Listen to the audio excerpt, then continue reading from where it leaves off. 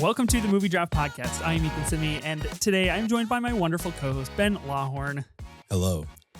And two incredible guests. First up is Aryan. What's up? I'm happy to be back, finally. Okay, a little shade in there, but that's okay. And our first-time guest, Kam. I feel like I should say happy to be here finally. Nice. Yeah, I think it applies to both of you. Very savvy, very smart from both of you.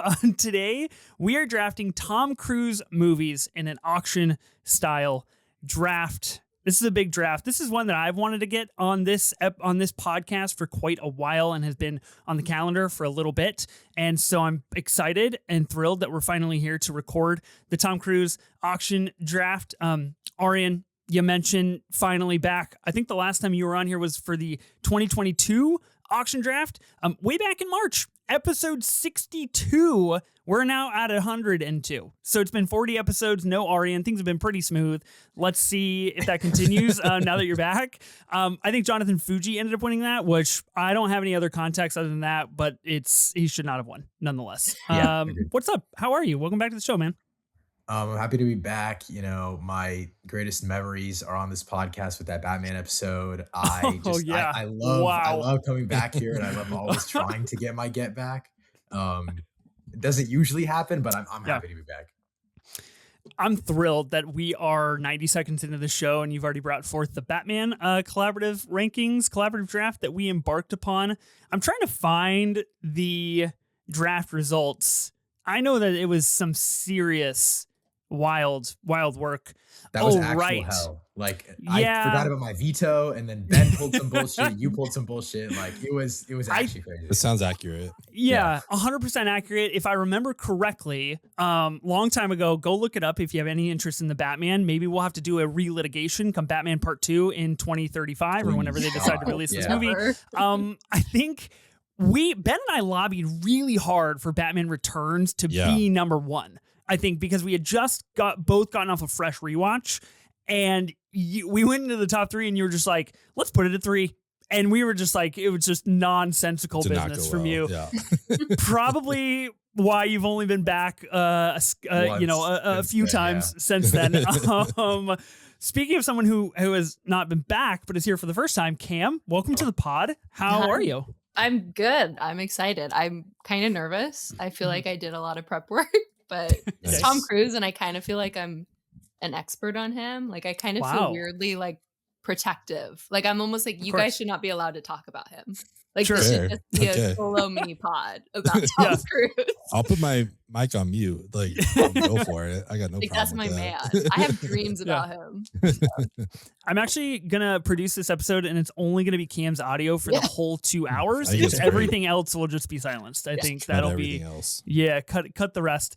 I'm glad that you're here. I'm glad that we have the foremost knowledgeable and protective person of Tom Cruise here in the Tom Cruise auction. I don't know about knowledgeable, but we'll see. We'll see how it pans out. I think when I was trying to find guests for this episode, I think your name came across because of your kind of outward, appearance of loving Tom Cruise so much. So I am glad that you're here. Thank you. Ben? Yeah. Hi, hello. How are you? Hello. I'm happy to finally be back as well. It's good to be here. Yeah, I try to go weeks and weeks without you, and you somehow manage to pop up time and time again and be on the show. Pull me back in. Pull you back in.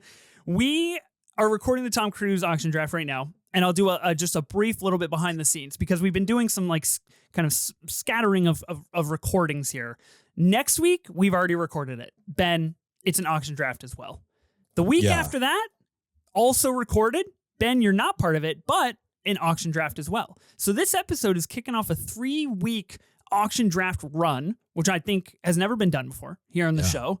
Generally, we try to, get some differing modes throughout the month, but the way things worked out, we're triple auctioning. So I'm curious to see if this Tom Cruise auction draft will kind of set the bar really high as we move into the next episodes. The episodes that have already been recorded, and Ben, you can tease a little bit here, set a pretty high bar for auction drafts. I got to be honest. Yeah, for sure. I mean, next week's episode, I feel like I've already won. I did celebrate with a few small beers. I'll just say that. Okay. So yeah, I feel good about it. Yeah, no, I am really happy for you, and I hope that you don't win. But looking back at my team that people will learn next week, I don't know. I'm not so sure. I'm feeling a little intimidated with you and Sensei. Nonetheless, we are not here to draft one battle after another, a movie that Tom Cruise is not in, but is referenced in. We are here to draft movies in which Tom Cruise does star in. Aryan, I'll start with you. Tom Cruise, kind of a larger-than-life Hollywood star, a man of movies, back to the movies. What's your connection to him? Why, as Cam so eloquently stated, should we be here? I think I kind of just think he's like just arguably the greatest to ever do it. Like I think that's just like baseline. Like that's just what it is. For me, the defining factor that was like I think I was like 10 or 11 when Edge of Tomorrow came out, and that was the first movie I had on DVD. Rewatched it endlessly. I haven't seen it in a while, but like every single time I think about that movie, I just think about like movies, and I saw that at home. You know what I mean? And then obviously, like as I've gotten older, I've been able to watch all of the Mission Impossible movies in theaters, and then went back, got to see things like Collateral, Minority Report, things that came out when I was like too young to be watching them. And so like it just feels like timeless to an extent. And I think that's why he's just him. I think that's it. Yeah. I think that's a pretty sealed and shut case on Tom Cruise just kind of being the GOAT. Cam, I'll toss it to you. Do you have anything to add with your connection to Tom Cruise? You say you adore him dearly. I do adore him dearly. I used to be very, very scared of him because of his personal background, and I like was a Tom Cruise auntie. And then I, by chance, saw Mission Impossible: Dead Reckoning Part 1, because come on, they can't erase that from my history. Right. And I was like, oh, I get it, because it's like you're saying, like he's movies. It's not like anyone can be a good actor, and you can be a good actor on stage, but he is so like his physicality, he understands how to use the medium specifically for what it's intended, and I admire that so greatly. And I also think it kind of like how he leverages his celebrity status for Hollywood, and how he's all movies even when he's off shift is really admirable. And he has a great filmography. It's not just action movies. Like there's some really good gems in there that he's got the range. He's kind of it. Yep. It is interesting, and we'll obviously talk about it as we go through his filmography, but I do feel like the last 10 years of Cruise's persona have really elevated him into this status of kind of what you guys are talking about here, of like the greatest to ever do it. He's the guy. He's Mr. Movies. I really feel like he has kind of embodied that, but I'm glad you brought up the rest, because he has a massive slate that is not the Tom Cruise that we know today. He is not the Tom Cruise that is like, let's go watch Oppenheimer and Barbie together. He is doing different things. And so I'm really excited to talk about kind of that aspect of Tom Cruise. And I am really interested to see what we gravitate towards in the things that are interesting about Tom Cruise, because I think he has a kind of a wide array of things there. Ben, Tom Cruise connection, where are you at? I mean, you know, it's no secret to the listeners that we both have a great connection to the Mission Impossible franchise. We ran through that whole franchise on 24 minutes of Not A24, or at least that was the podcast that kicked off me finally watching Mission Impossible so many years ago. Yes. But where are you at on Tom Cruise as a whole? I love Tom Cruise. I think my first exposure to him was probably watching The Firm, but the first time I think I really knew who he was Mission Impossible. As a child of the 80s and 90s, like I was at the right time for the Mission Impossible movie to come out, that first one. And I was like, oh, this is awesome. And then the second one came out, and it's like, oh, sequels aren't always as good as the first one. This is a lesson for me to learn, you know, like, okay, this is good to know. But at that point, I mean, he had done Jerry Maguire after that, and then we get to Minority Report, all kinds of stuff. And it's just like, oh, this guy's just a superstar. Like, it's just who he is. That's before I had gone back into his filmography with like fun stuff like Cocktail or Color of Money, things like that. Like, we've all said it, but the dude's got the range. Like nowadays, it almost feels like he's pigeonholed himself as an action star, probably by choice, because he just wants to, you know, he's got the need for speed, so to speak.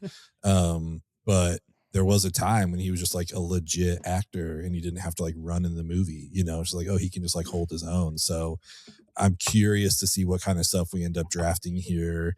Are we all going to end up with a Mission Impossible on our team? You know what I mean? We've got 8 to choose from. It's like, do you pick your favorite? Do you pick the best one? Do you pick a vote getter? Or do you just like abstain from Mission Impossible? Who knows? You know, sure. I'm very curious to see how this plays out. Yeah, you know, I like that you brought up what he's doing in the 90s. And I this is always my go-to argument for Tom Cruise. For people that are maybe a little bit colder on him or just see him as the Mission Impossible guy or whatever. He goes on this run in the late 90s into the early aughts where he does Mission Impossible with Brian De Palma. He starts a global phenomenon and arguably the greatest action franchise of all time.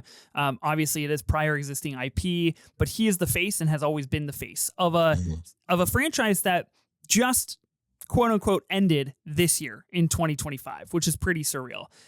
He goes on to do Jerry Maguire in the same year, working with Cameron Crowe. And then he, right afterwards, oh no, my IMDb got all out of whack. Right afterwards, in 99, he does Eyes Wide Shut with Stanley Kubrick. Just talked about that on this draft. That is arguably Kubrick's best movie. I just wanted to put that out there. It's not the 6th. He does these 2 back-to-back years, which again is just like crazy stuff. 96 is Mission Impossible, Jerry Maguire. Then he goes 99, Eyes Wide Shut, and Magnolia, with arguably 2 of the greatest directors of all time that have continued to prove their worth in Hollywood. He does Mission Impossible 2 in 2000, which is, you know, you could argue, but he does revisit a franchise and becomes a franchise man and says, I will do this for Hollywood. In 2001, he makes Vanilla Sky, again with Cameron Crowe, positions their partnership.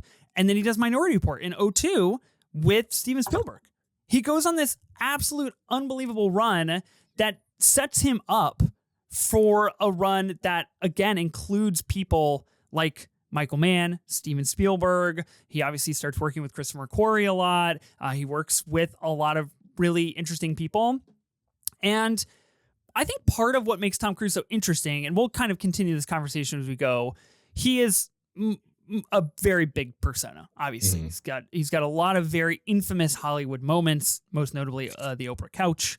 And he has this kind of charisma that can either really turn people on or kind of turn people off. And he is not immune to making a bad decision. And I wonder, with how many movies we have to pick today, we're making teams of 6, we're going to have 24 movies to talk about, if some of those more questionable decisions fall into our purview and the auction draft, because obviously Mission Impossible, very successful franchise. Dark Universe, not a successful franchise, you know?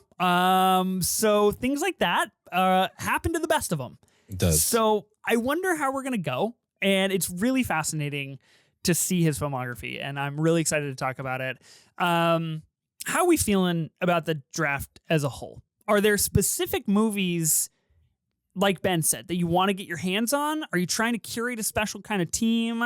Do we feel like there's enough competition, or are we all just going to kind of be like, yeah, we're happy with what we got, and it doesn't really matter? Whatever I say is going to be used against me. So, okay, that's totally fair. That's fair. I don't know. I think there's a big enough pool here that we could all end up with solid teams, and it could just come down to the voters. You know what I mean? Like, I don't know that anyone's going to run away with this thing. So, really? Okay. I mean, just like given everything that's out there, like there's a lot of really good stuff. And yeah, maybe you go for more of his dramatic stuff and you're trying to get those votes.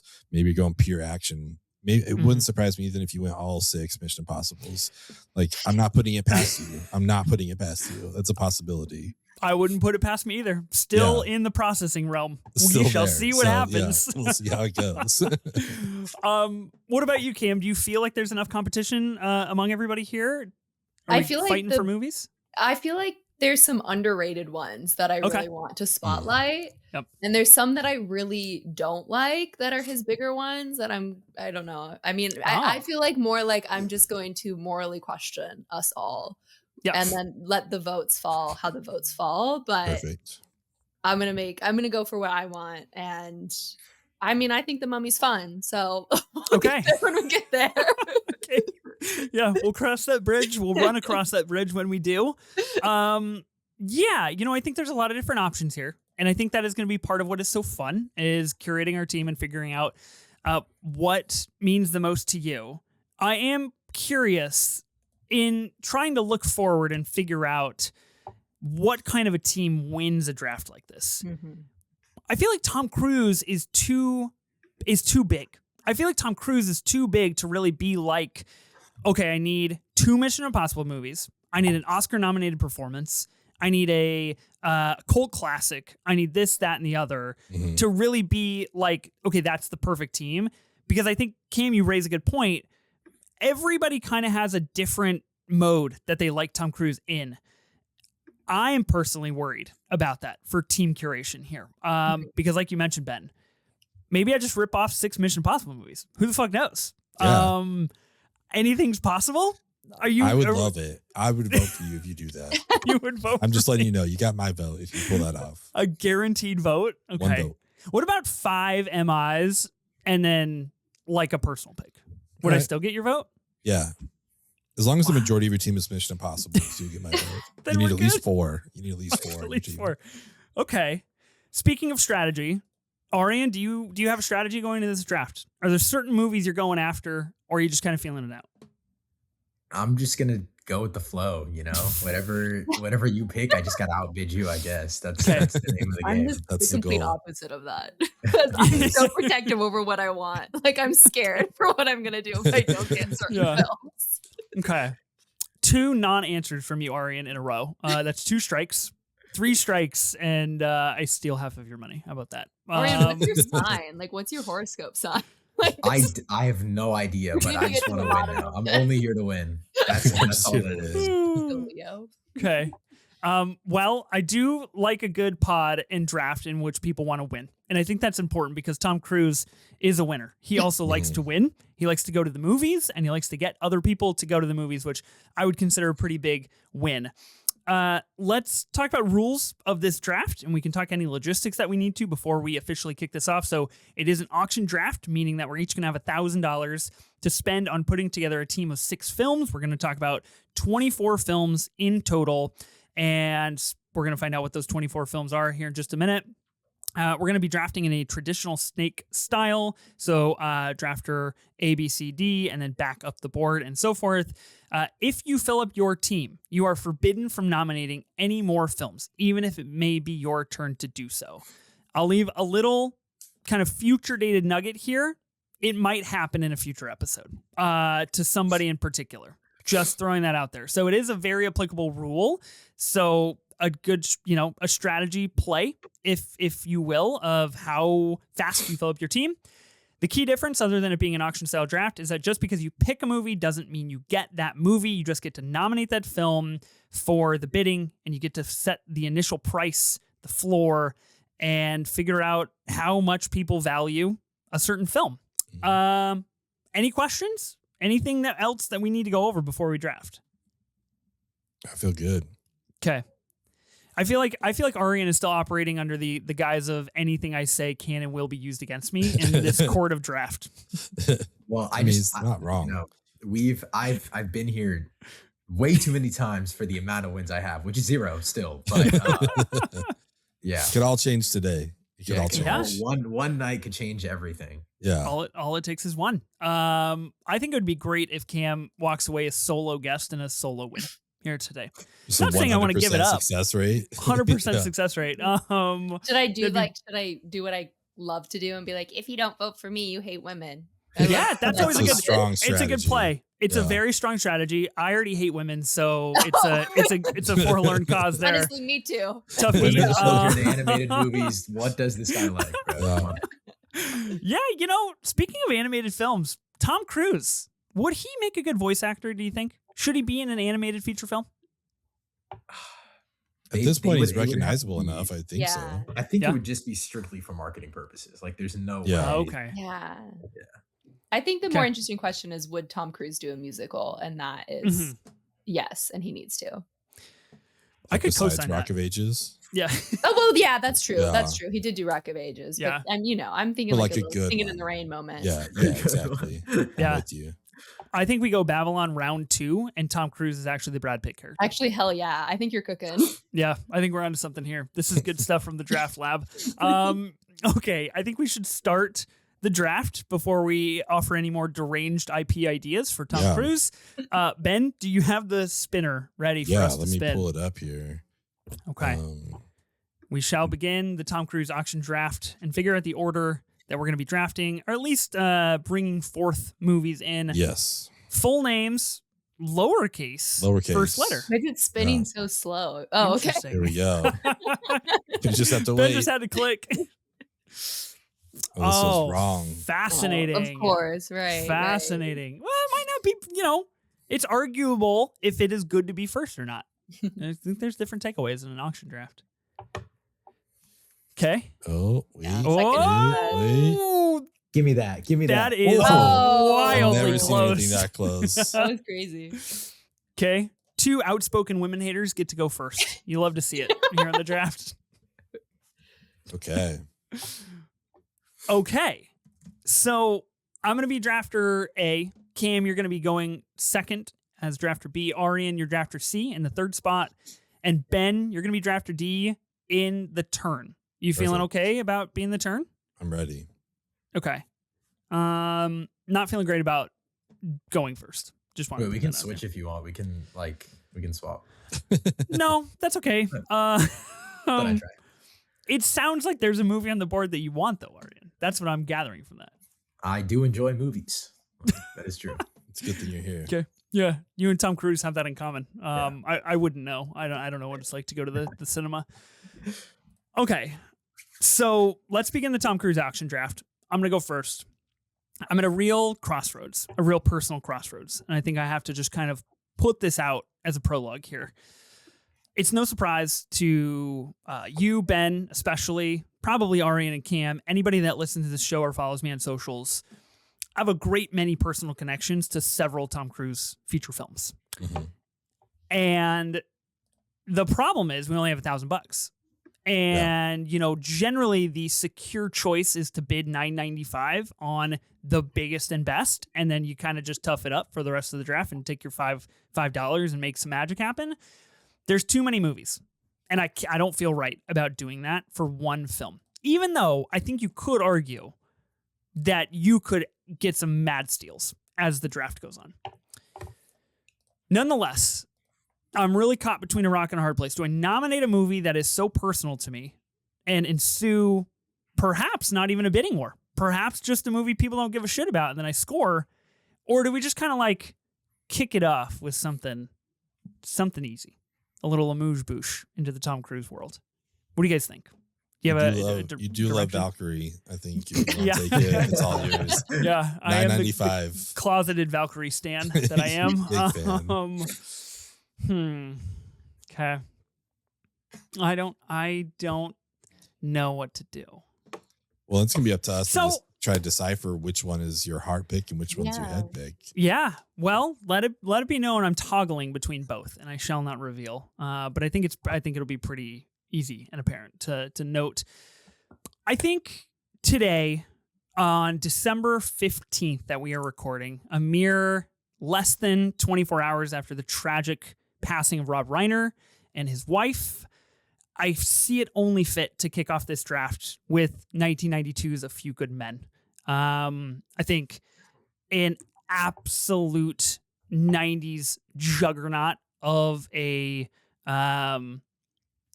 just honestly a masterpiece. Like a juggernaut of a movie of guys talking in rooms and getting stuff done.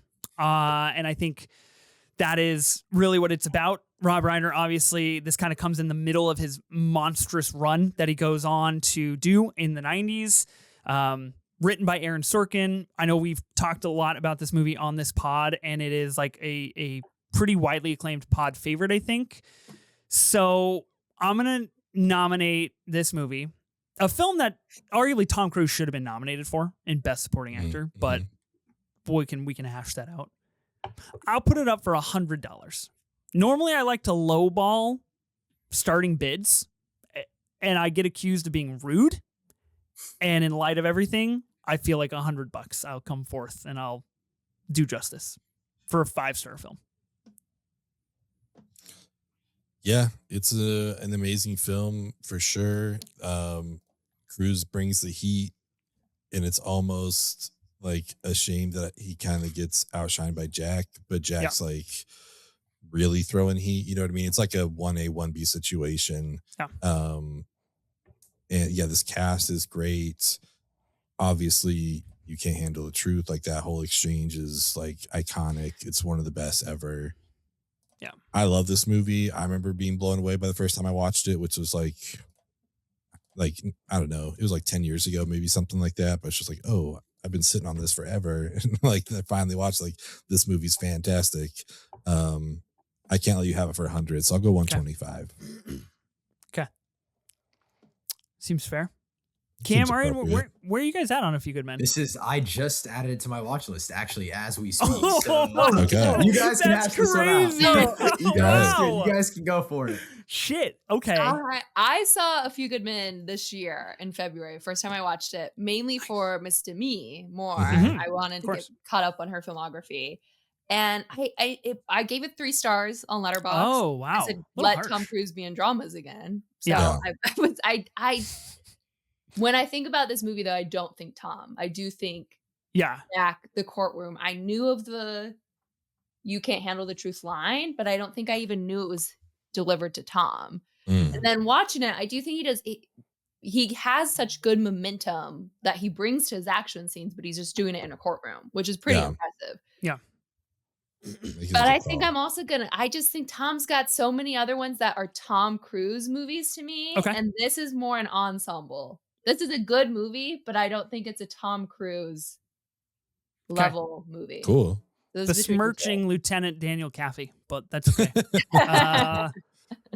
Yeah, I think when I think of A Few Good Men, I think you're right in terms of the ensemble, of course, but there are certain Cruise isms that we'll kind of harken back to, I think, as we go through this draft.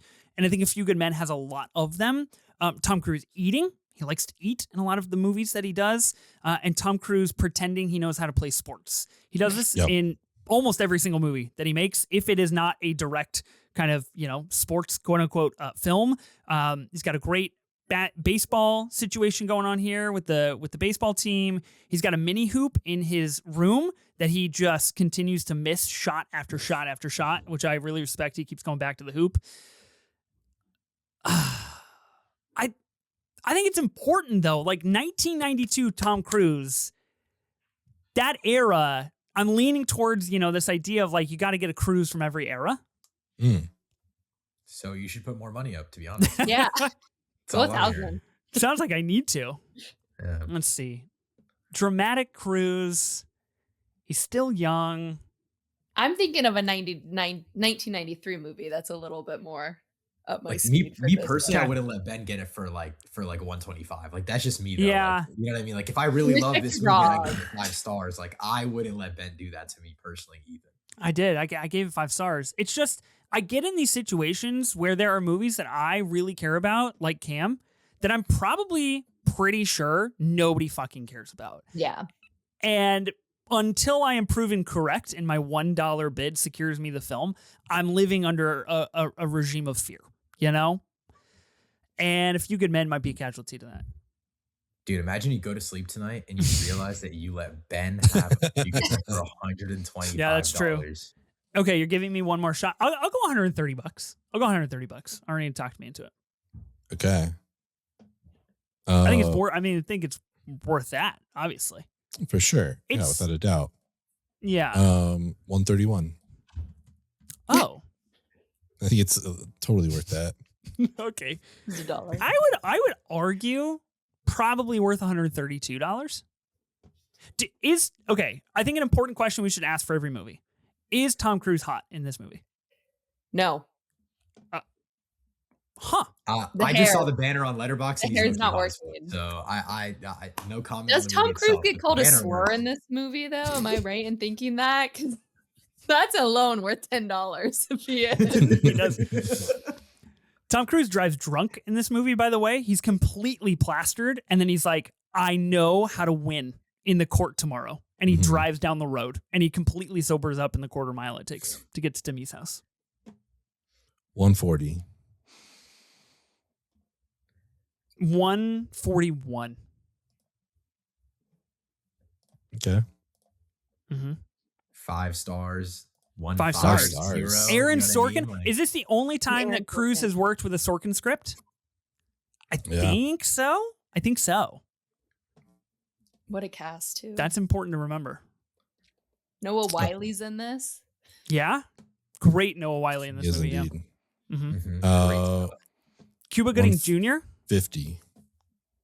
Kicks off their kind of dynamic they have going on in the 90s too, which is pretty exciting.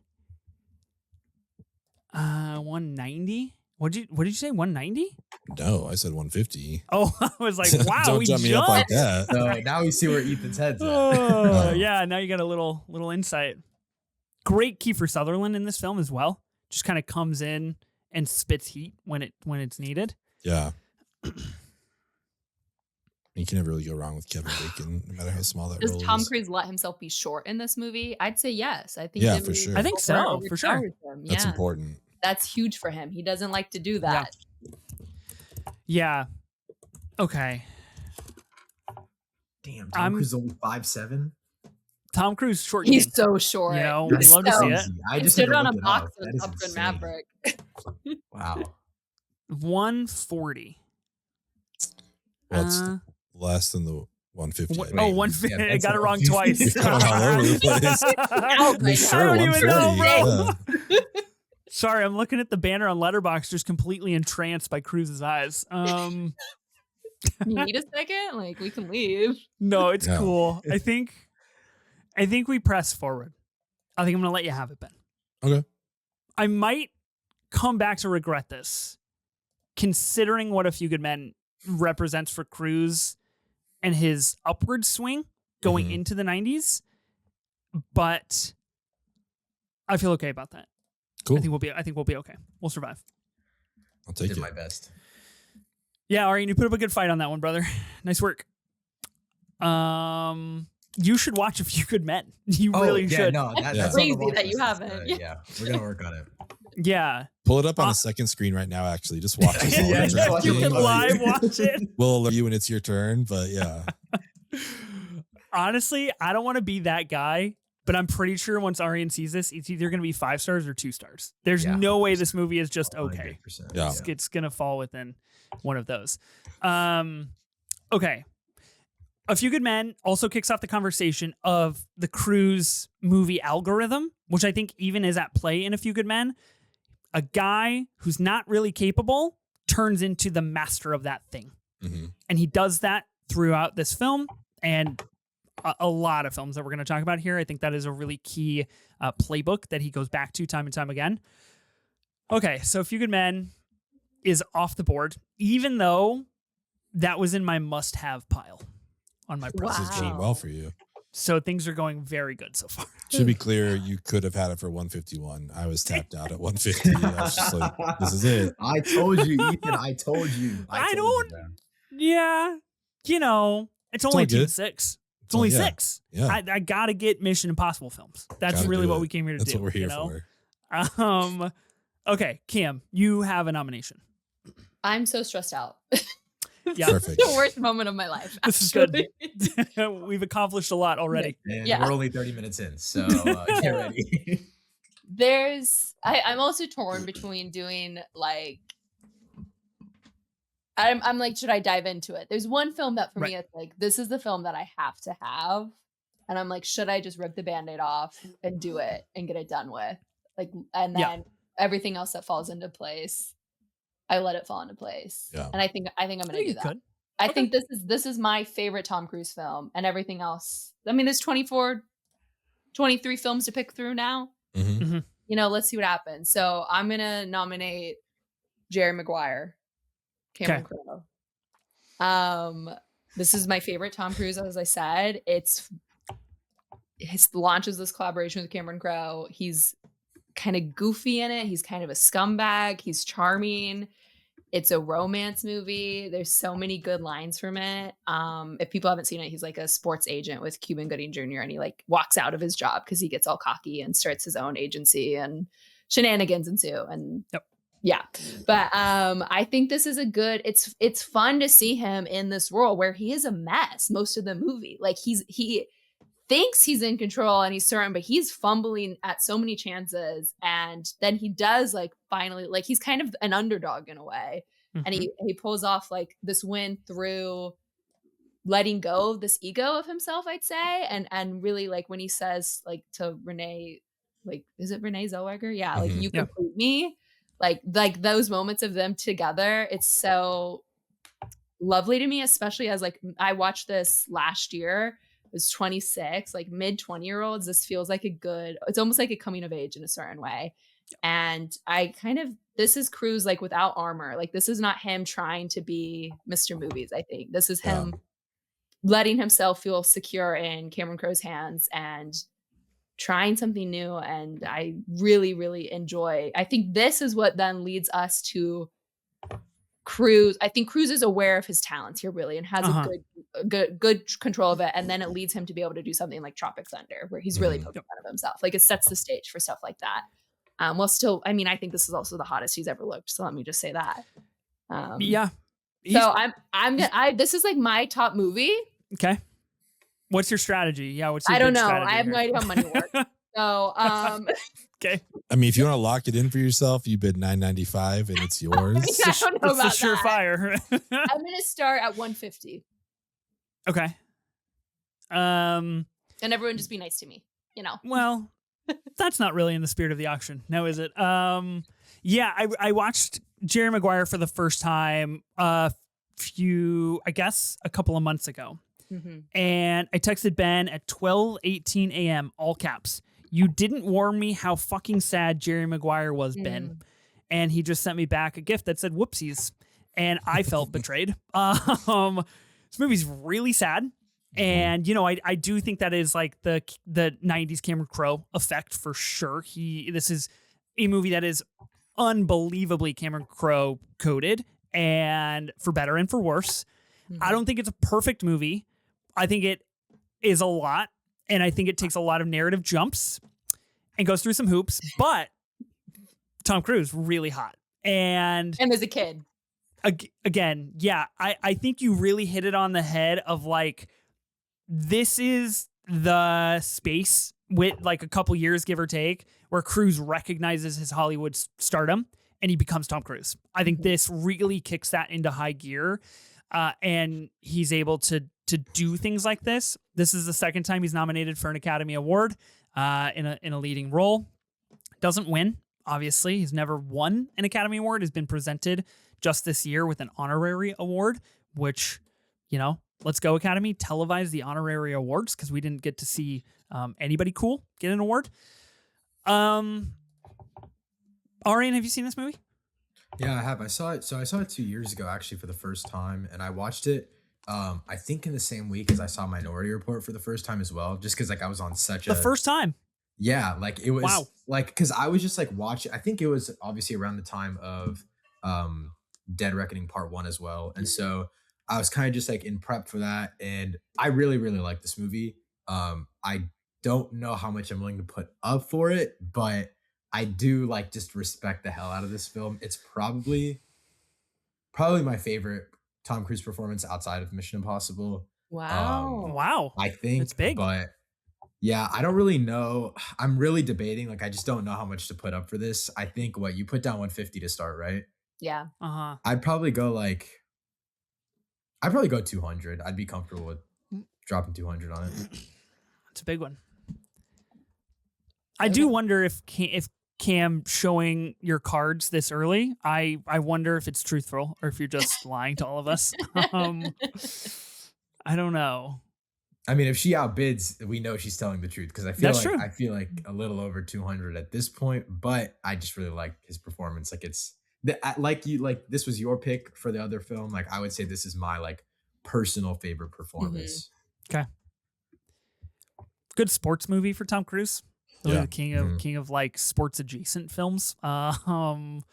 This movie makes $273 million at the box office. We used to make movies, like we used to be a country. Damn. It's crazy. This was a December 13th release. So, nice. Wow, almost anniversary. Right. Yeah, pretty close. Look at that. 2 days late or whatever. Yeah, a couple days late at time of recording. Next year will be what, the 30th anniversary of Jerry Maguire. Oh, I'm claiming that piece for the rolling tape now. Yeah, I was gonna say, put it in the chat. Are we getting a 30-year anniversary 4K Jerry Maguire? Ooh, I would buy that. Kino Lorber, where are you at? Let's do Criterion. Let's take it one step further. I'm out on this one. I'm out. I love Jerry Maguire, but it's just not. It wasn't part of the slate for me. I mean, we have a lot of movies. That's the thing. But like, this is just the one for me where I'm like, I would put. Mm-hmm. I'm going like Cam, like just to let you know, like I feel like you and I are gonna have a because I also really like Edge of Tomorrow, and you mentioned that. Like, I'm scared for you. And I God! I mean, dude, I'm putting everything down. So just we can keep going back and forth. But right. Yeah, let's see a little bidding war here. I'm gonna dip out as well, but I will say it's interesting that we're doing like arguably his two most like quotable movies or most famous quote. Like, Can't Handle the Truth. Obviously, Jack said that, but then like You Complete Me, Who's Coming? Show Me the Money, like, all that kind of stuff. Show Me the Money, like Help Me Help You. This movie's so quotable. I mean, we are 222. 222. We are so bad. So quotable. You come on. Talked yourself in. Talked myself into it. 222. I'll go 225. Yeah. Y'all got that. I'm so happy someone of you guys outbid. I mean, I really like the movie, but I'm not doing all that. Once you said Edge of Tomorrow, I got to send my money for all that. Do you think that he was in the right to ask her to marry him right then and there? Like, was that a good choice for him? Okay, silence speaks volumes. Yeah, I don't know what it was. I mean, he looks really good. He looks really good. And her son does love him. Yeah. I do think Jerry Maguire is interesting because it is, unless we keep going and I'm proven wrong, it is one of the few times where I think Cruise uses his persona to do what he does best, but then at the finality of the movie is him basically being like, I'm just kind of a sad boy, and I just want to be happy. That's not usually the Cruise style in the movies that he makes. Yeah, this Cruise reminds me the most of like Chalamet. Like, this is what Timothée Chalamet bleeds to me a lot. Yeah, and it feels like, I hate to say this, but movies that we don't see anymore that don't get made. And he's just got so much heart in it. Like, he's finding his place in the world, which is interesting to see Cruise do that, who's now known as someone that, like, I would trust him with all the nuclear weapons in the world. Mm-hmm. And this man, I would not as we all did in the final reckoning. Somebody saw that. It's such a counterpart. It's such a twist on the head, though. Like, this man is going to become that. That's crazy. Strategically, I want to run you up. I want to bid you up on this. I mean, I also have a limit. But really, as a first-time guest, I don't want to do that. So I'm going to dip out. Yeah. You can have it for 225. Wow. What is this? I didn't get sympathy game. That's true. Yeah. I think that idea of like putting forth like, hey, be nice to me, maybe it works sometimes, Sometimes. Maybe it works. My bad. I have to hope that she just respects Batman Returns more than you do. So hey, I see. It's still there. It's still there. Very important. Right. Yeah. I'm so happy. All right. I'll see you guys later. Thank you. Okay. Yeah. It's been great. It's fun. It's been a great auction. A Few Good Men, Jerry Maguire, 2 different hairstyles. Long hair Tom Cruise, short hair Tom Cruise. I have confetti on YouTube if you're watching. Happens every fucking week. I get some kind of emoji on screen and I never know what it is. Which one's better? Long hair Tom Cruise, short hair Tom Cruise? Long hair Tom Cruise. I prefer like fair, like middle of the ground, like it's still like now? Like no, this is too long. This is too much to me. Like, this is like, he's a little too old. The hair is thinning, so now he just has a good volume of it to make up for it. Like, I don't like that. I like Vanilla Sky hair. Like that's some good hair. Now you're cooking, Aryan. Yeah. Now you get it. Yeah. God, he was so hot. Wow. I'm sorry. Can we just run that? Yeah, Vanilla Sky hair is pretty good. I would argue his hair in Jerry Maguire is pretty close to peak. It's pretty close to as good as that style gets. Aryan, you have a nomination. Okay. I'm gonna I feel like I actually don't know if shit. All right. I'm gonna go Rain Man. I really like this movie. I don't know if this is like on people's radar, but like, okay, I say I really like it and I gave it like a 7 out of 10, but like it's the thought that counts. You know what I mean? Like it's just like it's really sweet. I think it's just like a really compelling, like brotherly tale. You know what I mean? Yeah. I think that's enough for me. Okay. I was going into this draft like wondering if I should pick like the top rated movies of his filmography or my favorite performances or just like the blend of both. And I think this is like sufficient enough as a movie overall. And I also really like him in it. That's the only reason why I would feel comfortable if this ended up on my team. I'll probably start the bid at like $20. I know what it sounds like when I get out here and I'm like, yeah, I'll throw out $5. You're just like, I want this movie. It's so good. $20. That's crazy. I don't know what the rest of the sentiment is. Like you could very well have this at like half a star. And I just, like, you would do that. Like you really would. I would. Like, yeah. You no would, way. Like, I respect greatness. I just don't know, bro. So yeah, $20, take it or leave it basically. Solid movie. Solid Tom Cruise performance, but just like the movie I drafted, this feels like this is someone else's movie. This is a Dustin Hoffman movie for me. So I'm not going to bid on it, but I do really like this movie quite a bit. And I do think it's maybe Cruise is like complimentary, but like one of his softer performances. Yeah. And I think he does a great job with it. So this is a solid movie for sure, but I'm going to dip out. Yeah. I mean, I find it fascinating. The movies that we're putting up for auction first are some of the more intricate performances from Cruise and some of the earlier career Cruise movies. This obviously, like you mentioned, Aryan, is kind of a brotherly tale where Cruise plays this guy who's brothers with Raymond Babbitt, and they go on a kind of a cross country adventure together to secure their father's estate, and they end up spending a lot of time together. And Dustin Hoffman obviously famously wins for the Academy Award here. This movie nominated for 8 Oscars. It wins 4 of those, and it does. Interestingly enough, I find fascinating kind of correspond with what Tom Cruise does a year later out of the Dustin Hoffman Academy Award playbook, which is complete physical transformation and everything about you in the lead performance.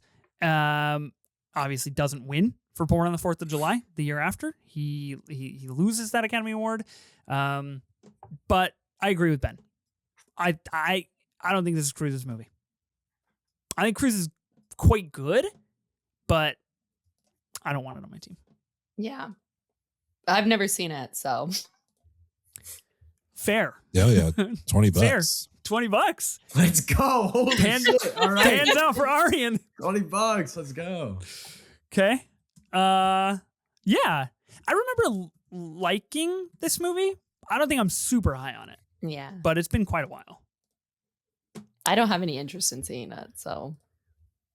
I think it's the oldest Tom Cruise I've seen as well, if I'm not mistaken. Ooh, okay. Now that's a great nugget of information. Wait, what did you say, Cam? You haven't seen The Outsiders? Or not The Outsiders. No. Is it The Outsiders? Yeah, The Outsiders. Yeah. No, I have no idea what that even is. But when next time you guys bring it up, I guess I'm putting some money on it. He's got really bad teeth. His teeth are ugly. That's all you need to know. Where Barry Levinson directs this movie? Where are we at on Barry Levinson these days, directing the Alto Knights? How are we feeling about that?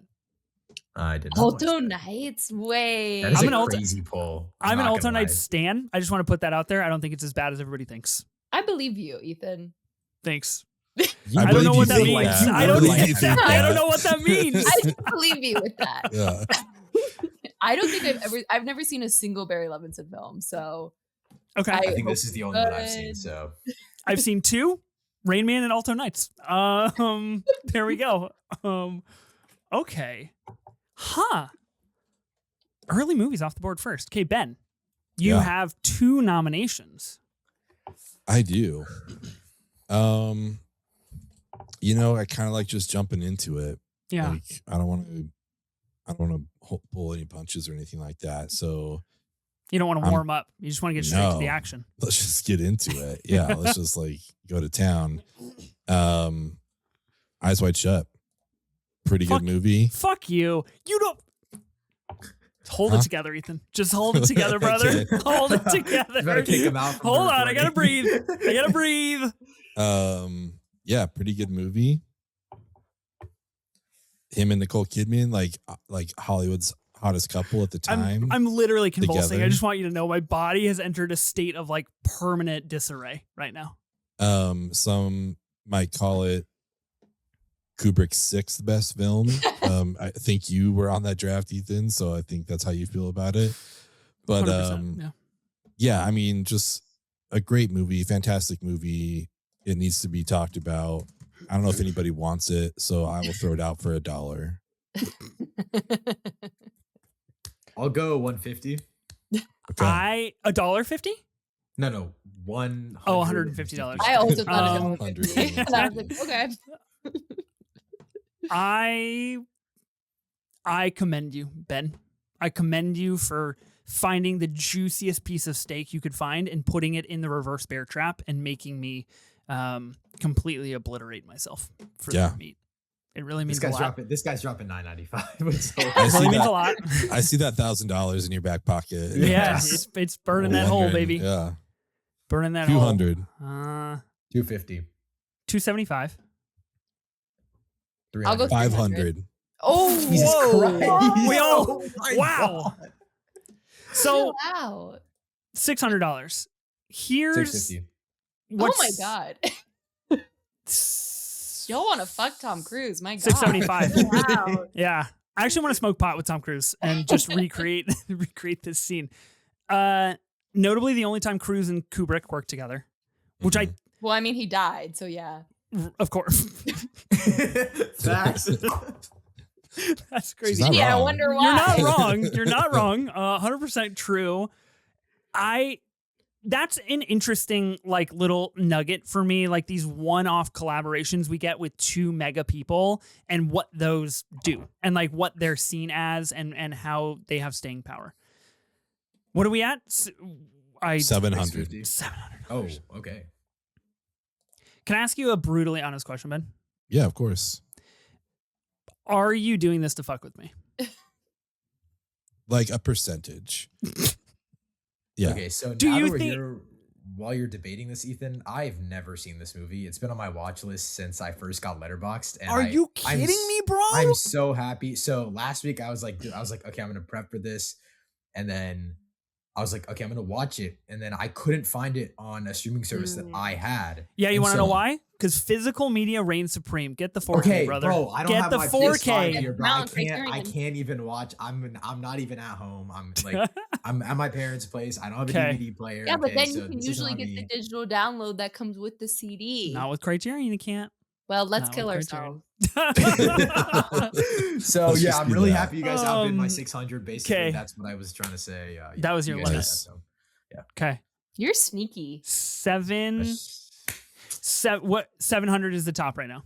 Yeah. Okay, 705 is the other percentage that you mention. Do you actually believe that this is a good vote getter? Do you think this is a team winning film? The other percentage is just how much I like this movie. It wasn't even about the votes. Like, it's me liking this movie and me just liking messing with you a little bit. Match made in heaven, really. Like $777 worth. God, with you. That's so much money. It is. No, but you have more money. 780. So technically, okay, yeah. So yep. Whatever. 790. 791. What's my max? 846. Yeah. Ethan, let him do it, bro. No. There's plenty of dollar movies on here. No. Then he's taking two of your favorite movies, bro. Think about that. I know. He's taking 2 5 stars. Yeah, 846. Oh my God. Oh my fucking God. Okay, wait, hold on. 846 is the bid right now. Yeah, that's literally the max because I need $4 more to fill my team. So here's where I enter a personal quandary. Yeah. I came into this draft. It's either Eyes Wide Shut or Magnolia. There's probably not a way I get away with both. Mm-hmm. So I'm battling. I'm battling that. Dude, but Ben already has A Few Good Men, bro. That's the thing. A Few Good Men and Eyes Wide Shut is crazy. I know. That's diabolical. Don't put the weight of this draft on my shoulders. You could step in here. Well, I guess you can't. No, Aryan, you could. But I haven't seen the movie, so that's unethical, bro. That's true. Don't unethical me about a movie that is built upon ethical quandaries. I wouldn't know. I haven't seen it. Okay. Yeah. Speaking of, let's just take a beat for a second in case people haven't seen Eyes Wide Shut. It is basically about Tom Cruise as a doctor in New York City. He's married to Nicole Kidman. Famously, this movie is produced at which time they are really married in real life. Mm-hmm. His wife Alice, and basically they start to, or Alice tells Bill about a sexual fantasy that she had, and it basically derails Bill into a night of pursuing his own sexual fantasy of sorts. A Great Wonderful Christmas movie through the streets of New York City. He attends a underground sexual soiree with people in masks and no clothes, and it's really an all-time like what's real, what's not. Yeah.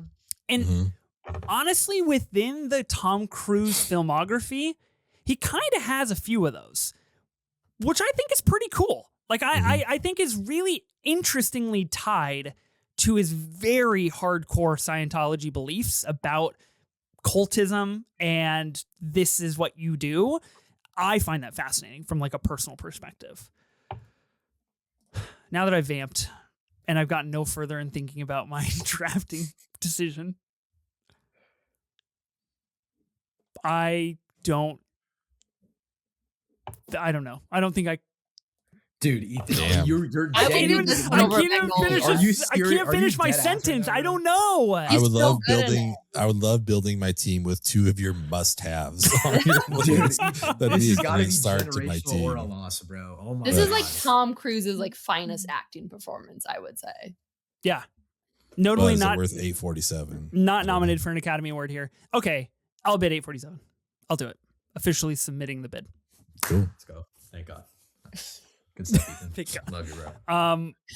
Okay, Aryan, you're out at this point, right? Aryan, you're not gonna bid. He's not seen the fucking movie. Hey, I don't know. Maybe it's a long con. I don't fucking know. Unethical hoops, bro. I cannot be doing that. It's okay. Okay. Ben, do you want to speak on Eyes Wide Shut at all? Because you did run up the bid to $847 goddamn dollars. It's fine. Like, it's cool. It's Kubrick's 6th best movie, so I'm not super bummed to not have it on my team, but there's other stuff out there, you know? Sure. I'm glad you have it. I'm genuinely happy that you have it on your team. Like, it belonged on your team. Thank you. Yeah. It means a lot to hear you say that. I just didn't know if you had it in you to bid 847, and you did. And I think that's great. Look how even the teams are. We each have 1. Like, this doesn't happen. It never happens. Yeah. Never goes down this balanced. way. This is great. Cruise does Eyes Wide Shut and Magnolia back to back. Arguably 2 of his most internal performances. 2 of his most complex performances. 2 of his most capital A acting performances. Okay. Eyes Wide Shut. Nice. It's on my team. Feels so fucking good. That's a good one. I kind of want to cry. I'm like just so happy right now. Ben, you do have another nomination, which oh my God, that was his first one. Swear to fucking God, if you do what I think you're gonna do right now, all-time crash out incoming. Here's what I'll say. Tom Cruise is a great actor. One of the greatest. But I would argue possibly a greater actor. You're such an is Philip Seymour Hoffman. And they starred in 2 films together. You're such an asshole. And as much as I love Mission Impossible 3, I do need to nominate Magnolia. You're such an asshole. All-time work from you, Ben. Congratulations. Well done. Thank you. Mm-hmm. Thank you. Fuck you. PTA, you know what I mean? Like, just a lot of people might think this is the best.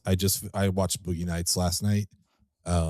A fantastic film, one battle after another. Like, the guys just got hits, and I think Magnolia is up there with all of them. Stellar Tom Cruise, in my opinion. Crying next to his dad, that scene fucking rips me apart. I love this movie. Philip Seymour Hoffman, and just everyone in here. Julianne Moore's doing great. William H. Macy, John C. Reilly. Like, this cast is stacked. This stack is cast. The cast is stacked. Yeah, I don't know. I love this movie. I think it deserves at least $100. Just for Ethan, I'm gonna start this at 148. Okay, cool. No, it's super cool. My personal favorite PTA movie that, of course, obviously, as things go here in the draft, did not see the rightful 1 position when we did do the PTA collaborative draft. I think this movie's fucking perfect. I don't know what else to tell you about it. It is pretty PTA. Perfect. I think doing what PTA actually does best, which is like being really weird and being really good. As you mentioned, one battle after another, being really good about finding really fucked up white guys who can't figure it out. They just can't quite do it. And Magnolia's up there with that. Nominated for Best Supporting Actor with this role is Frank T.J. Mackey. Does not win. I find it interesting that we have officially nominated and will have bid on every single Academy Award nominated performance of Tom Cruise's 5 movies in to the draft. That deserves at least $200. Okay, fuck you guys. So stupid. I'll probably go 250. Cam, do you like this movie? Never seen it. Oh cool. God. I've obviously seen him crying, and I know some of the lore behind that.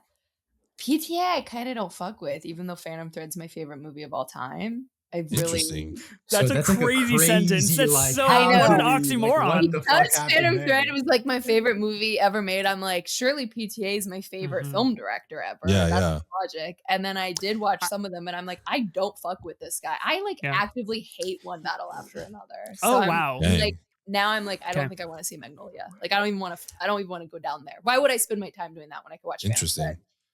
I think that's fascinating. I think if Phantom Thread is your favorite PTA, I don't think you would like Magnolia because it is a stark tonal difference. I do, however, think you'd really fuck with The Master, which I think is a much bigger conversation. What? Oh, seriously? Wow. I've seen There Will Be Blood. I'm like, I've seen The Master. I'm like, Punch Drunk Love I like. Licorice Pizza I also do not like. Phantom Thread and Licorice Pizza. Boogie Nights is okay. Wow, that's I will just very candidly say we're 3 dudes defending PTA, and that's Whoa. PTA is a dude's director. I did not defend any. I never once. I even you like One Battle After Another, Aryan. Okay, I know you do. I like one PTA, and There Will Be Blood is also really good. But have you seen more PTA movies than that though? I've seen Licorice Pizza and I don't like it. I've not seen anything else. So bad take. Okay. I mean, I think it's all like fine, but I'm not like gagged. But I do think Licorice Pizza is like actively bad. Thank you. I agree. Okay, I stand for Licorice Pizza, 5-star masterpiece. I think that you should pitch a Magnolia watch along to Danny, and we should get that to cross pod with this and the rolling tape. That would be good. 300. I'll go 325. It's interesting because like I'm about to make a comparison that doesn't compare to PTA, but I'm thinking like my favorite movie of all time is Ferris Bueller's Day Off, and I was like, what if I thought John Hughes was just like trash outside of that? You know, just like Breakfast Club, kind of like not it. You know what I mean? Like breakfast, yeah. I mean, not for me. I love a strong female written character, and how many PTA films have that? That's a very good point. You would really fuck with Magnolia because Julianne Moore is probably the most problematically written female character in any PTA feature film. Julianne Moore does she goes up to the drug counter. Yeah, she's like crying. Fuck you, don't call me lady. Yeah. Don't call me lady. 333. 3. You can actually have that. All right. That's unbelievable. $333 for Magnolia. Get out of here. Okay, Ethan, you convinced me. 335, I guess. Don't run him up. Just to run him up. Keep it going. 350. Ben, I really do. I really applaud your strategic play at the turn. I think that's the wisest anybody has ever used the turn in draft history. I appreciate that. What did you mark? So smart. What? 350. I'll go 360. But Aryan, you haven't seen this movie? No, I have. Oh, you have. Okay. Yeah. You just think it's okay. All right, that makes sense. But I know people like the movie. You know what I mean? Like I know it's yeah. 375. Huge culture stamp for sure. Oh shit. Oh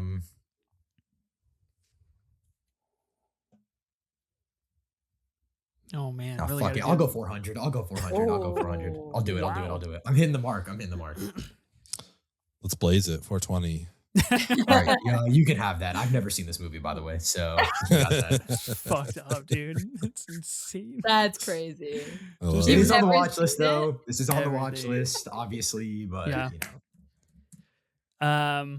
this is how you get invited back in 40 episodes. I just wanted to see if I could slash Ben in half. That's all I low-key wanted to do, because that puts me and Cam in a decent spot. So nice. Yeah, I appreciate you. We have yet to draft a movie post 2000. That's notable. Ben, I want to ask your take, since you're the closest aligned, I guess, with me on Magnolia. Best character in Magnolia. For me, anytime John C. Reilly's on camera, like he's the one I'm watching. He's just like a magnet for me. So he's my favorite. Officer Jim Curring, when he goes into the house and he's like, you listen to your music this loud? You probably shouldn't do that. Yeah. It's really funny stuff. Okay. God, I felt like I was on crack, and now I feel like I want to kill myself. Oh. Awesome. So really the dichotomy of the movie draft pod. Hell yeah. One go there, one fell swoop. Okay. Aryan, you have a nomination. I'm gonna go Mission Impossible 3. This actually, I didn't really like this movie when I originally saw it, like a long time ago when I was little. But I recently rewatched it before Dead Reckoning Part 2, and or Final Reckoning, I guess. But I actually really enjoy the movie. But more notably, I think this is Tom Cruise's best performance in the franchise. I think. Ooh. I don't know.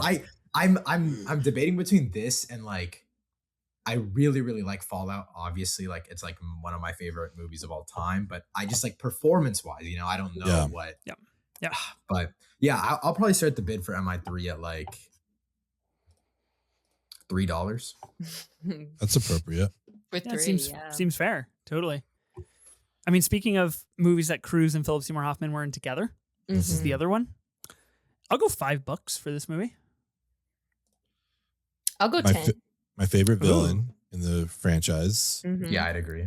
Definitely. I know some people kind of shit on it because it's JJ's first movie and they think it looks like TV, like just a more expensive Alias episode, whatever. But I think it looks good. I love so much about this movie. I'll do $11. Okay. This is up there. I think, yeah. I'm liking this one because we're starting to really get the team forming even more. It feels like, and the Rabbit's Foot comes full circle, and I really shout out Rabbit's Foot. I think it worked better when we didn't know, but they got to tie up those loose ends. So, I'll go. Would you say 11? I'll go 12. I'll go 30. Round it off at a 3-0. Yeah. You can only do 3s in your bid. I'll go I'll go 33. And I will say, speaking of the Rabbit's Foot and J.J. Abrams, we were briefly speaking before we started recording about my internal willpower to not rewatch The Rise of Skywalker. Speaking of a director who loves MacGuffins, just a guy who really likes random things to move the plot forward. I think the bathroom sequence in here where Tom Cruise assumes the identity of Philip Seymour Hoffman is a top 3 scene in the whole franchise. I also think this movie has the greatest opening sequence of any Mission Impossible movie. Oh, yeah. Oh my God. I implanted a bomb in your brain. Yeah. Just fucking crazy lights out. Watching all his emotions as he's counting to 10, just like, just dealing with like. I know where the rabbit's foot is. Yeah, it's not there. You don't think I'll do it? I'll fucking do it. This is the one where it feels like the most like. I mean, obviously the biggest threat is the final reckoning, but this is like people, like the worst type of people, what you can do to each other. Yeah. And that makes it so intense. Like the other ones start to feel supernatural or magical almost, like not believable. Yeah. This you're like, I think it's because they lean so far into stunts. And like at that point, I'm like, bro, they're not dropping Tom Cruise off of the Burj Khalifa. Like that, she's not gonna fall. Like that's just not gonna happen, you know? Yeah. But like this is like genuinely feels like a one-on-one. Like the villain feels big and brooding. Like he just genuinely whoop his ass. Like I love that. And so probably go like 40. Okay. Yeah. I'm just waiting. I want to hear it. I will say, I think there's a lot of Mission Impossible movies though. Yeah. A lot of I don't know if I'm like. It is interesting we're not running it up because we do still have 7 others you can choose from. And it feels like it's still like it's not the series that it'll come to be. I will say Michelle Monaghan from Iowa, and I'm also from Iowa, so shout out my diva. Shout out. And I do think it's fun with the Mission Impossible movies. The first ones, when it still feels like it's finding its footing, it's like Tom wanted to work with this director, so he picked them out and did that. And once we get into like the Macquarie relationship, I do think the franchise I like those films better. Like those are more the Mission Impossible series to me. Yeah. And the franchise, but this still feels the more original, like trying something new. And it was a really like, it was brave. Like it felt like, imagine seeing this when it came out. It would have been like, what is the future of this? Like it's the 3rd movie too. That could have been the final installment. So I'll go 50. Do we think that Owen Davian is the better villain compared to Lane, even though Lane got essentially a 2.5 movie arc?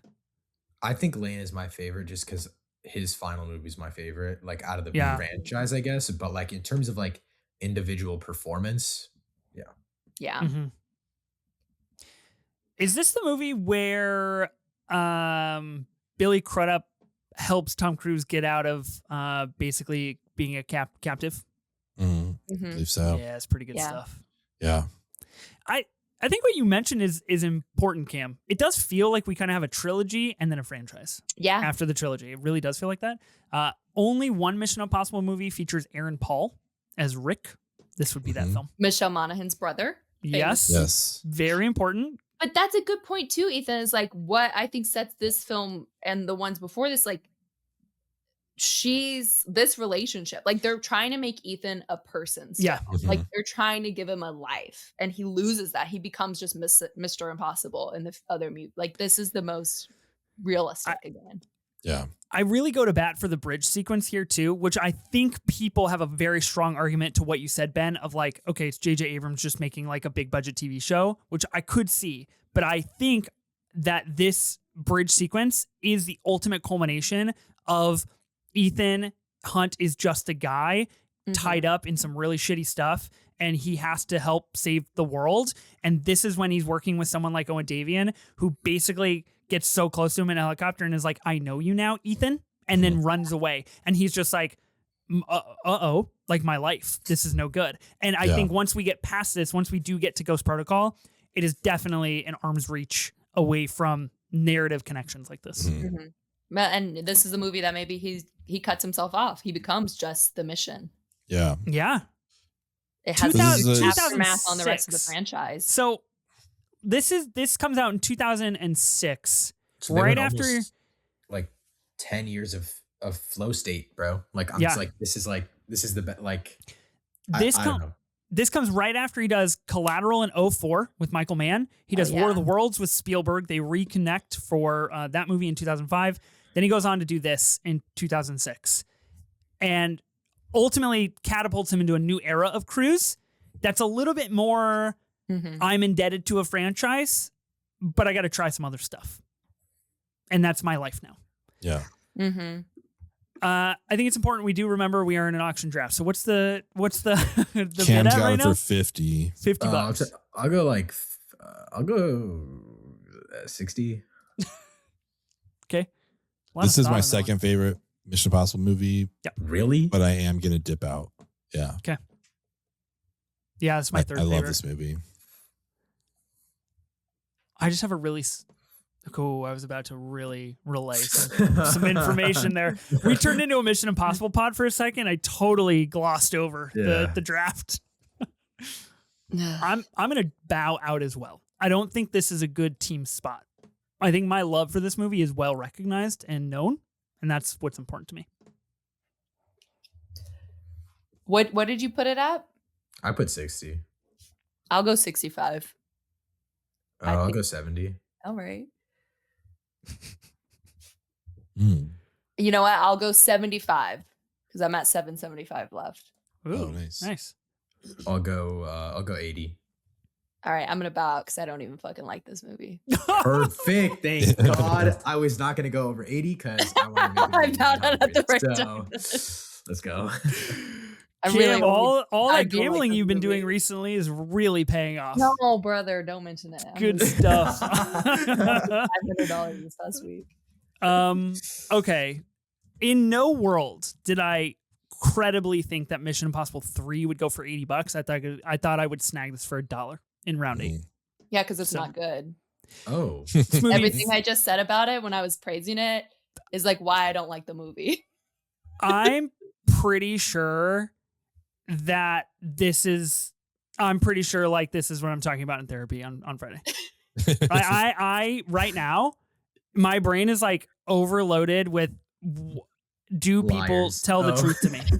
Or what people say authentic? You need to cut everyone off from your life like Tom Cruise does, so then you can make some fucking cool ass movies and start doing some amazing stunts. I don't give a fuck about your life though. Like seriously.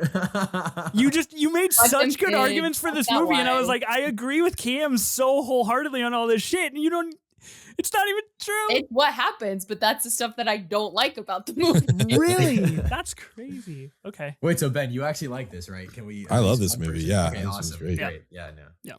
Ben and I love this movie. This is good Mission Impossible. Okay. Cam, you have a nomination. I do? All right. Let's stick with the theme of not doing a movie post 2010. I'm gonna nominate. Oh God, what year is it? 2006. Michael Mann's Collateral. Wow. 2006. Okay. Yo, homie. Okay. Yo, homie. Yeah. Hey, happy anniversary to Heat, by the way, today. Yeah, shout out. 30th anniversary. Oh, 2004, not 2006. I lied to your face. Tom Cruise as a villain. Love that. Got some white hair, playing older. A movie where he is taking everything that makes him like you trust Tom Cruise with your life usually, right? Like he knows how to do his shit, but now he's doing that but to harm you, and that's terrifying. If you were so good at everything, you were so competent, you were so precise, but your murder is like logistics to you, it's just numbers. And I think it's scary to see Cruise in this role. It's fun to see him kind of trying something new to play older too. For Michael Mann, my boy, I'll go $10 to start with this. Can I ask you a question about this movie? Sure. Do you actually like this movie? Should I tell you or no? This is big trauma right now. I love Heat. Heat is one of my favorite movies of all time. That's a great way to defer the question. Nice. Yeah. That's a great answer that could split into two totally different things because Collateral is not Heat. And Michael Mann, people get a little dicey on. Yeah, I think blonde Tom Cruise is sick. The jazz sequence in this movie, blonde. He's like white. He's bleach blonde. All right, like platinum. Silver, like platinum. There you go. That's fine. Yeah, obviously, Tom Cruise as a villain is kind of the main sticking point here. He flies to LA for a hit and ends up involving a cab driver played by Jamie Foxx, who gets nominated for an Academy Award here as well, and basically enveloping him in his world of murder and a numbers game, like you said, Cam. Yeah. Great. The jazz sequence, I think, is some of the most... Talk about Mission Impossible 3, the opening being ice cold. Jazz sequence here, ice cold. Unreal stuff. I'll go $15.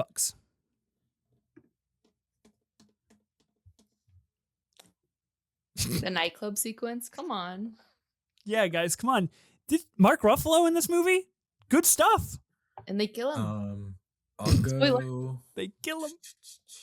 What'd you put it at, Ethan? I got $15 on this.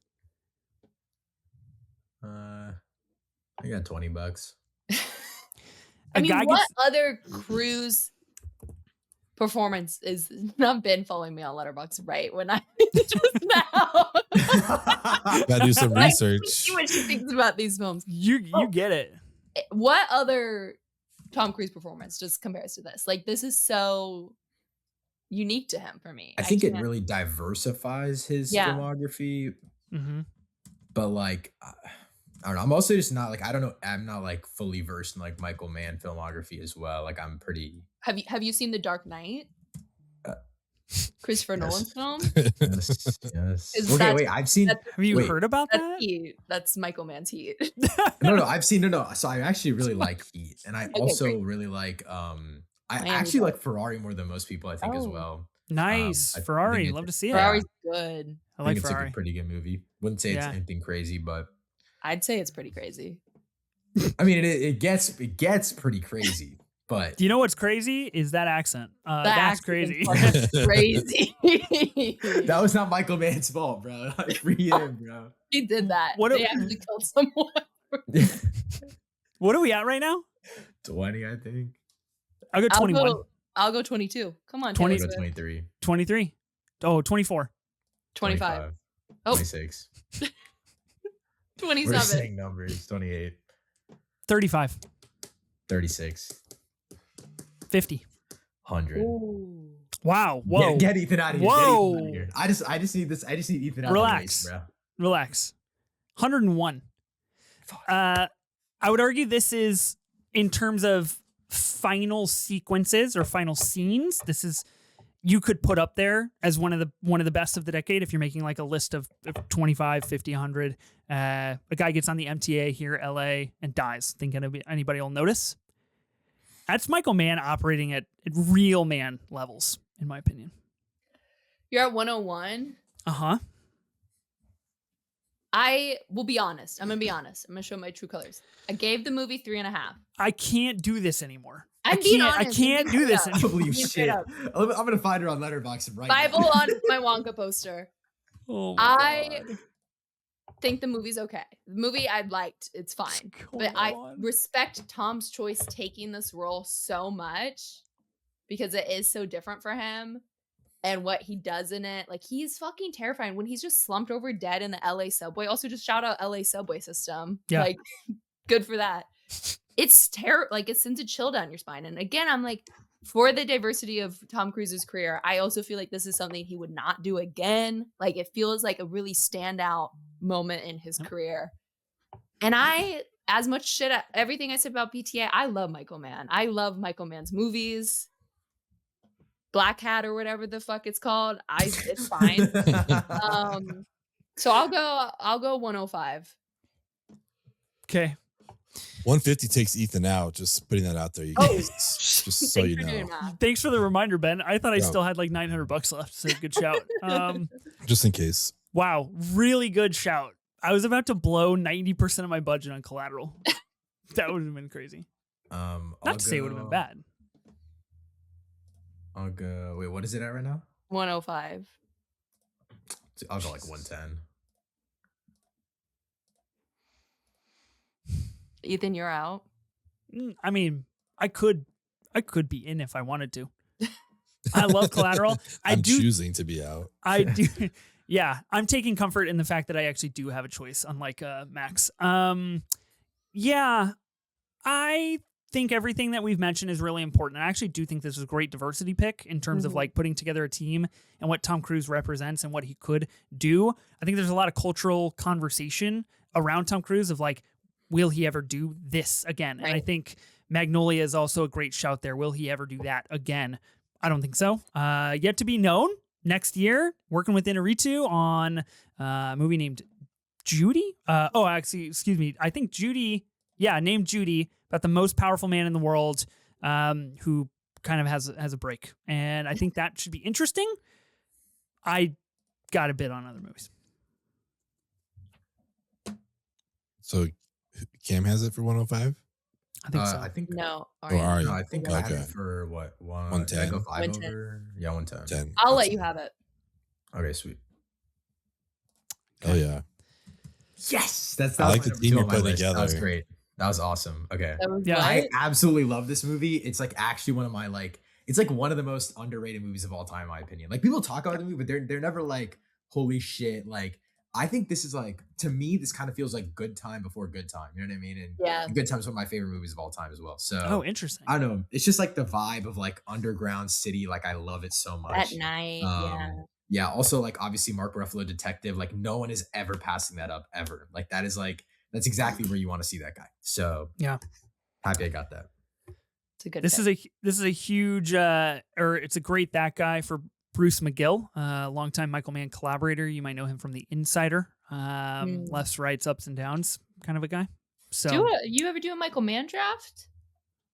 Think about it. When's Michael Mann making another film? You know, we gotta do a tie-in. He's really old though. Heat 2, is that ever gonna come? Heat 2's coming. Heat 2 might be the movie that we do a Michael Mann draft, which would probably be in my guess, realistically, 2030. Like we're not. Yeah. Oh, there's no way it's before 2029 for sure. 2032, just for fun. Yeah, they're having a hard time financing. You know, that's not a great shout, even if Leo is attached to it. Okay, so Collateral's off the board. Cam, you put up Collateral? I did. Okay, so I have a double nom here. Okay, some movies that I want that I think could be good for my team. I've got the least amount of money, so I got to get a little strategic here. But you got Eyes Wide Shut. You know, you do have that going Eyes for Wide you, Shut, big bro. That's my favorite movie of all time. I do. Yeah, I think that's important. For $1, I'm gonna put forth 2001's remake of a movie of the same name, ish. I'm gonna be putting forth Vanilla Sky. This is a movie where basically Tom Cruise is a publishing magnate and he has a ton of money and he lives in New York City, and Cameron Diaz wants to fuck him really bad and he doesn't want to, and she causes him to get in a car crash and he goes insane and he has to have facial reconstructive surgery, and maybe it's all real and maybe it's not, and yet to be determined, really, 25 years later. And I think this movie's really special. Nominated for an Academy Award through Paul McCartney, making an original song for the credits. Classic. So $1 for Vanilla Sky. I'm out. Oh. I don't like this movie. It's fine. I don't know. I'm it's out. Cool. Okay. I'll go $5 for the "I swallowed your cum" that means something line, and for the New York City stuff. I mean, Times Square is pretty fucking cool. That is cool that they were able to get that. Probably the last time that was ever able to happen and be constructed for a film. Speaking of Tom Cruise's star power, this is a movie he relinks with Cameron Crowe. Speaking of nightclub scenes that we just talked about in Collateral, great nightclub scene in Vanilla Sky where he wears the mask. I would argue this is Tom Cruise's most deranged performance, even in the light of other things like TJ Mackey. I think this is where he really starts to be good at the yelling thing and be good at like the losing your mind situation. I'll go $6 for this. He also putting it all out there. Aryan went 10. Yeah, 10. This is the also follow up to 2001, so post 9/11. right? December release. And then this was the Oscars that he went out and delivered that monologue. That was quite beautiful. If you guys know what I'm talking about, like culture moments, he delivered a nice, touching. Movies are like, this is why we're still doing this. Movies still matter.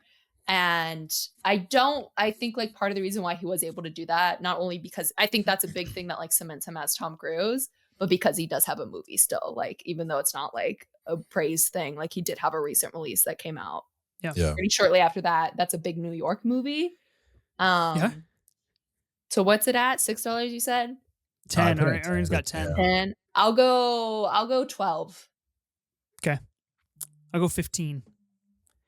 His character's name is David Ames, which I think is one of his greatest, right in line with Bill for one of his greatest lowly names of his filmography. Some amazing sex stuff happening with Penelope Cruz that night they spent together. Huge hot movie. I think Kurt Russell's really good in this movie too. Being the counterpoint to the manic energy that Tom Cruise brings, being a real cement block against that. My mom showed me this movie when I was way too young. Like I probably was not like nowhere near old enough to see this movie. And it's really stuck with me.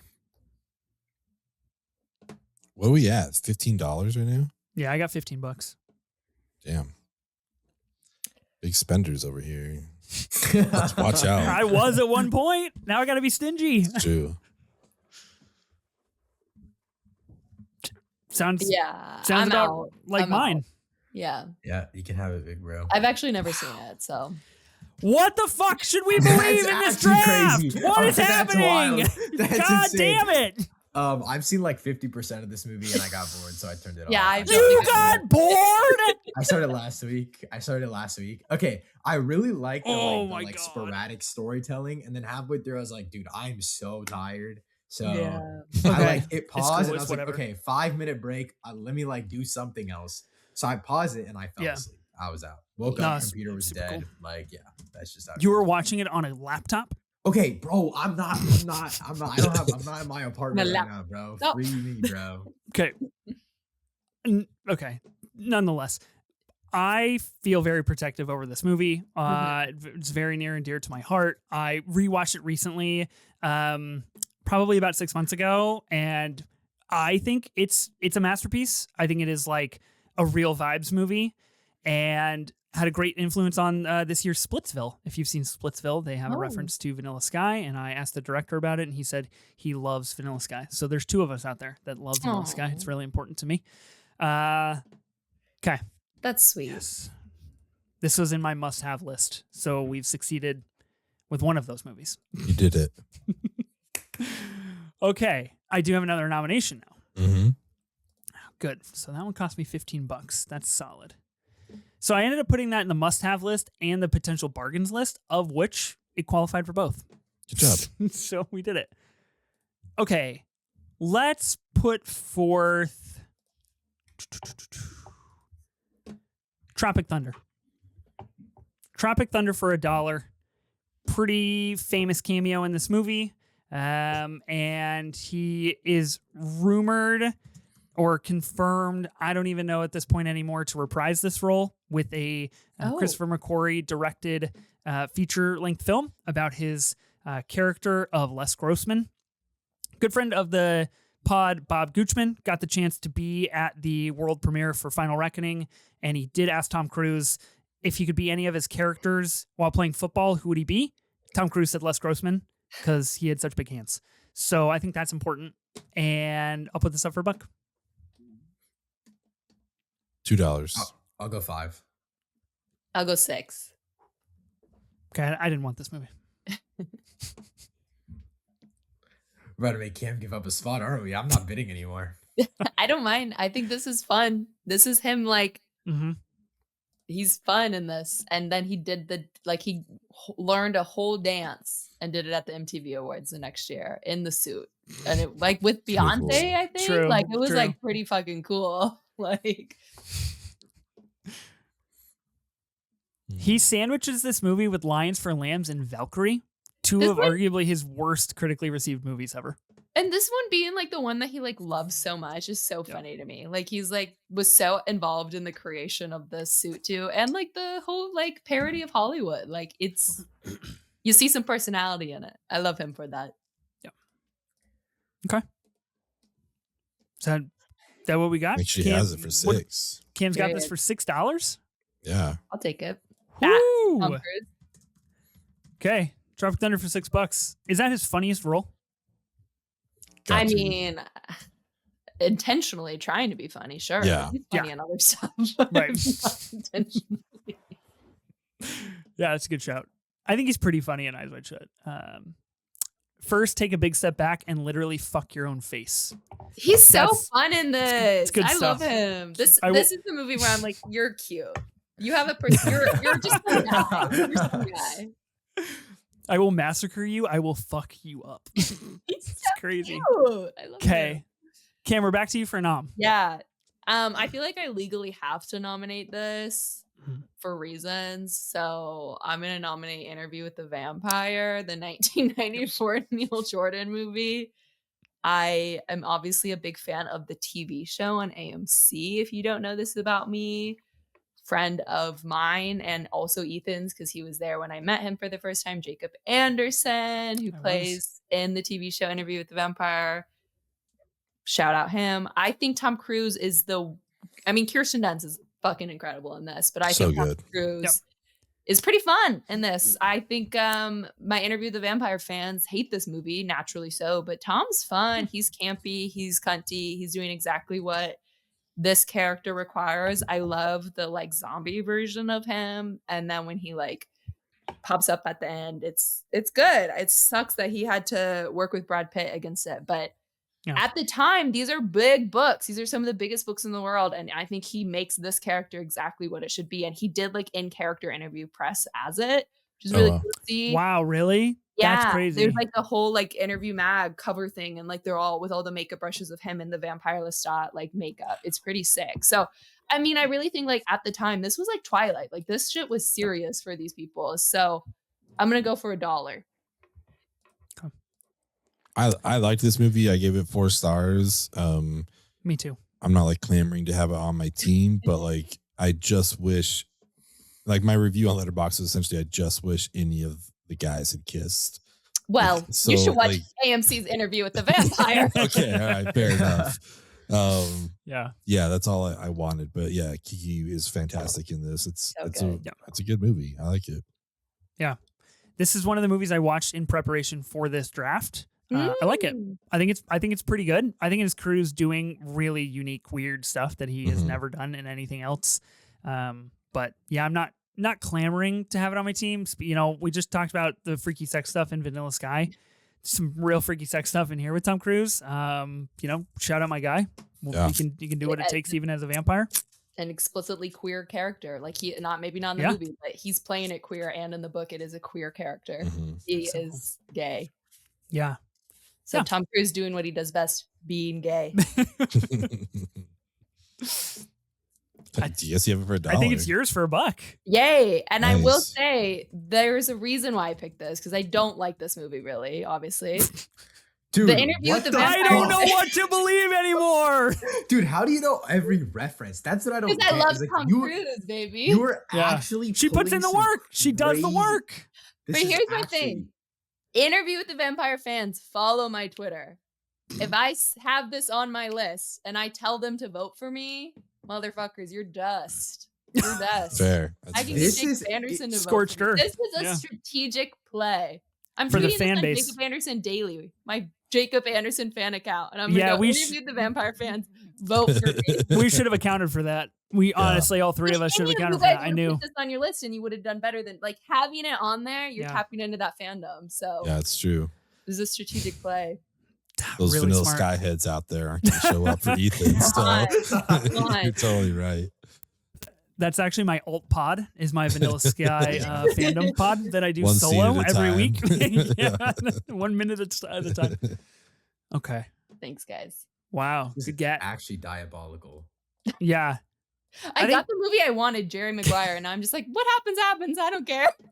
I appreciate like the energy you both are bringing. We're just like, I've never seen it. This movie sucks, and like you're still beating on it because I genuinely have no idea like what's happening. This is we fantastic. don't even like Tom Cruise. I know. That's what I'm waiting for you to say at the end of this episode. It's like actually he sucks. Like, yeah, exactly. I'm enjoying this. I just realized I have never wanted to win as much as Cam, I guess, because what in the world is this? Like I've never. I mean, I have a really weird pick, though. Like it's. If I win with this list, that would be fucking crazy. That would be insane. She's got a standout cut of Paul and a Wonka poster. Timmy reigns supreme. Yeah. If you're on the Timmy track to winning, is that a Batman? Is that a Batman poster? That is a Batman poster. Bet. You see that, Ben? Ben might have some. Batman. Are they giving those away for free? I do work at a movie theater, so yeah. Oh, yeah, there you go. She took it out of the dumpster that so many people threw it in. I have to pay. All right, Ben. All right. Aryan, you can't nominate the Batman, but you can nominate a Tom Cruise movie. Okay, I'm gonna go. This is a really weird episode. I'm like really like I have no idea what's going on. Yeah. Honestly, kind of Cruise-ish in like I just do what I do and I let other people join me along the way. Okay, I'm gonna go Minority Report. Okay. I saw this and Jerry Maguire in the same week. Rewatched Collateral the week I watched this movie for the first time. I really like it. I think for me, I guess technically, this was one of my first, like, I know this isn't about Tom Cruise, but like I really like Colin Farrell in this movie. Like I really do. Yeah. And I think this is the first time like outside of the Batman where I saw him and I was like, whoa. And then it got me to watch a lot of Colin Farrell movies for the first time as well. Have you seen After Yang? No, I was supposed to watch it like Sundance virtually when it came out, but I never got to it. But I heard it. My friends all liked it, but I didn't hear like great like general reception. I think it's wonderful, and you'd probably fall asleep, but nonetheless. Facts. Okay, so with that being said, I'm gonna $3 for Minority Report. Okay. This movie is about Tom Cruise being a pre-crime cop in the 21st century, and basically uses this technology to basically pre-suspect people of pre-crimes, and he can see who does what before they do it. Would you guys be pro pre-crime? You think that's a good route for the future of America? Dude, aren't they making another bullshit ass movie like that with like Chris Pratt or something in like and January? Rebecca Ferguson? Come on, Mission Impossible. It's about it's average January release, like it's getting an IMAX screen because like nothing else is coming out. So no, I would not be a fan of pre-crime. That sounds like the most batshit insane thing that could ever happen to America. Well, even more, like, you know what I mean? Like if we wanted to make it worse here, that's what we'd have to do. Yeah, I don't know. I just think it's a really cool concept, and I really like seeing like older films that are like, oh, this is what the 21st century is gonna look like, and then like it's just a bunch of bullshit IRL, you know? You said earlier films, and this is Spielberg really at the peak of Spielberg in 2002, just doing shit that nobody else can do. Well, I'm also going to be completely honest with you. This was the second Spielberg film I ever watched. I had seen Jurassic Park before this, and that was it. And then I watched like Jaws, and then freaking The Fablemans. You know what I mean? I still not very okay. Let's not get into Spielberg here. Okay, yeah, nonetheless. So yeah. I'll put $5. I'll go $6. I think this is a great Spielberg vehicle moving into War of the Worlds, and him really starting to new age-ify the things that he finds so fascinating about aliens or otherworldly things or powers that be that can go wrong. And I think he really taps into that here. You mentioned Colin Farrell kind of being the villain and being the opposing force to Cruise in here is really, really good stuff. I love the precogs, and I think part of the reason I like Minority Report so much is because of the idea of what Minority Report is. Yeah. And great Tim Blake Nelson in this movie too. Just being the guy who watches over the morgue of people that are frozen in their time capsules. $10. $11. 20? Question mark? 20? Yeah, I'll go 25. I'll go 26. 30. I'll go 28. Oh, fuck. 31. 35. 40. Oh, dang. Okay. 45. Oh, I thought you were going to stop, Ethan. I thought you wanted to make it like an even 38 or something. Thought you were well, I was going to do 38, but you bid 40. So I got to go above. That is true. I would argue one of Tom Cruise's saddest performances and most affecting, because he's a very driven character who's kind of addicted to drugs and just misses his kid. And, the future really fucked him up, and he's a workaholic.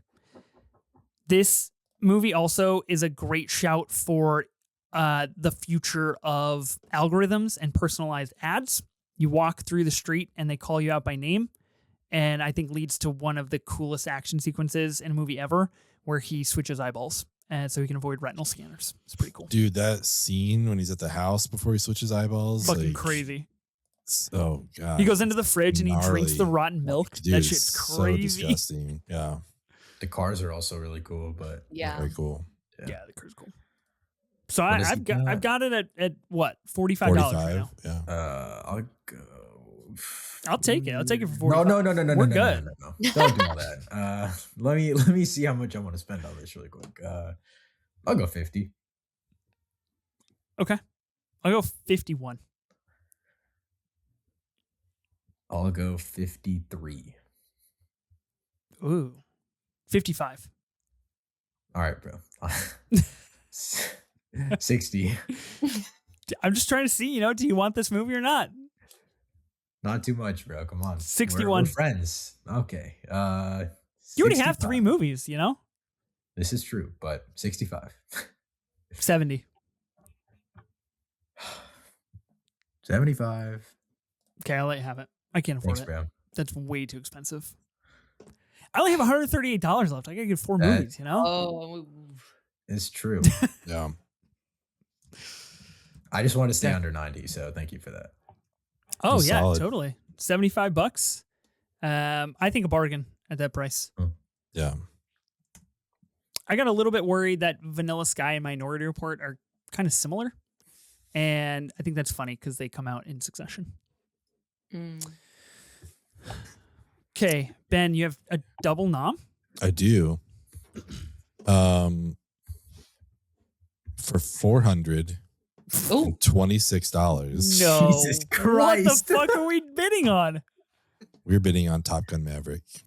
Oh, okay. Damn it. Cool. Okay. I'm not gonna lie. I think I forgot to put that on my list. It's one of his smaller movies. It's understandable. Yeah, have you heard of it? It's Not kind of a an big indie deal. flick. I mean, no, it's like a 9 out of 10 for me. I love the movie, but it's A 9 out of 10. Okay. Where does Maverick go wrong? Tell me. No. It's not. Okay. Well, I think the final act's a little, but no, I don't. What? A little what? When it's just a little, But when I was making my list, I was really like, I crafted it to start with performances that stood out to me. You know what I mean? Uh-huh. Yeah. And that just like, even as phenomenal as Top Gun Maverick is as an action blockbuster movie, like it really changed the landscape for modern blockbusters, in my opinion, like post-COVID. But it's just, it's literally just Tom Cruise. Like this is just that guy. Like, I don't know. Okay. Yeah. Okay. Sure. Cool. All right. Sweet. I can't believe none of you are going to bid him up. That's psychotic. I'll bid 427. Okay, good for you. Oh, there it is. Okay. I was wondering. I think Top Gun Maverick is good. I just rewatched it like the other day. I've seen it a lot. I've not seen the original Top Gun. But the reason I'm bidding on this is because Lewis Pullman is the cutest human being on planet Earth in this movie. Mm-hmm. So Tom Cruise could be dead in the ditch. For all I care. For all I care. This is, in fact, a Tom Cruise auction draft. And and I'm actually changing the rules. In order for people to vote, they have to listen to the pod. You can't vote without listening now. I think it's important for context. Yes. You gotta put one of those like subscription paywalls behind it. You have to follow you on Instagram, on Twitter, and able to get to the link to vote. Put this on Patreon. I love Lewis Pullman, so okay. I think that's fair. Bob, I think it's a good take. He's good. Top Gun Maverick was the first movie that I watched on my new 85-inch TV that I bought, and I fucking levitated when I did that. Nice. Yeah, I had it at number 3 on my rankings of movies that I wanted, so it was up there. Number 2 was Eyes Wide Shut, which I don't even think I bid on. So. Oh man. Okay, well I think it's yours because Aryan's the only one with money, and he's not bidding on it because apparently it's not a good movie. Yeah, apparently it sucks ass. Oh, apparently. Wow. Okay. I think this is better than the Mission movies. All Mission movies. Come on. Whoa. That's okay. It's a take. This is so rewatchable. Yeah. Yeah, that's so true. Is Fallout, and so is Loki. I've seen Dead Reckoning Part 2 like 5 times in theaters. You mean the Final Reckoning? Sorry, the Final. Yeah, do you know what it's called? Right. And you don't know the name of the movie, right? All right. My turn. Right. That's really funny. Okay. Yeah, I think this is a great, wonderful movie. So Ben, all right. Yeah, back to the One board. More. I mean, Ari just mentioned it. That's where I was going to go next. Mission Impossible Fallout. God damn it! For $1. How silly was I to think that I would have a shot at anything real with me not having money? I don't know. It's very fun silly. though. Yeah. I will bid $135 on Mission Impossible Fallout. Dang. Jesus. That's easily worth 136. Damn it. Easily. Yeah, like easily worth 140. Mm-hmm. Do you think the franchise should have ended with Fallout? No, because then we wouldn't have Final Reckoning. Yeah, which should be fine. I actually am not listening to anything you say, Cam. I can't believe anything you say. I'm going to be honest. I don't know. Ghost Protocol, Rogue Nation, and Fallout. Don't know which one's which. Is this one got Rebecca Ferguson in it? Oh, all 3 of those do. That's correct. No, she's not in all 3 of them. She doesn't show up. She's not in Ghost Protocol, I don't think. Oh, right. She's not in Ghost Protocol. Shows up in Rogue Nation. This is the Henry Cavill as the foil. Yeah. This also introduces, I believe, Angela Bassett as the president, which we get to see in Final Reckoning, a movie that I think is one of the very best of 2025. Different conversation for a different time. What's the bid at? 150.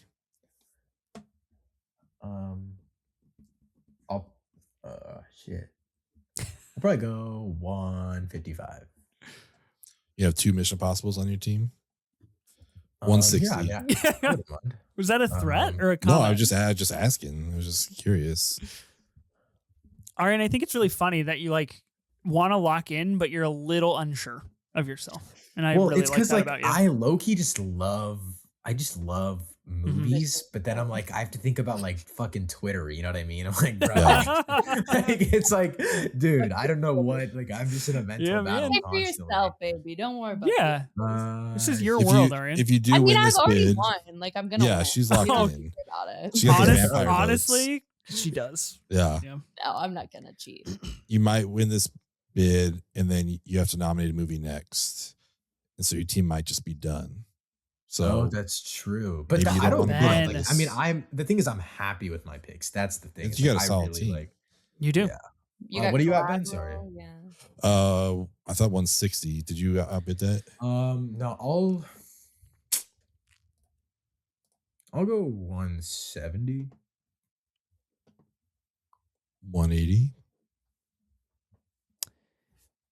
Is Vanessa Kirby is introduced in Rogue Nation, correct? As the White Widow. I think so, yeah. The one right before Dead Reckoning, right? Oh, that's Fallout. That would be Fallout. Oh, never mind. Yeah. I don't know shit. Wait, did you say 180, Ben? I did. Okay. Can you remind me, is Fallout the one with the pseudo dream sequence with Ethan and the armored cars? Where he basically goes to where he goes to see Lane. and he's in the truck, and then it flips into the Yeah, like, but it pans out the not water, to yeah. be what actually happened. Yeah. It's just right. him thinking. Yeah. I'll go 185. 200. Fuck. I'll go 205. Solomon Lane almost drowning in the river. It's pretty cool. I do. Solid. Solomon Lane is a good villain. He's a really 215. good, he's a really good villain. I'll go 250.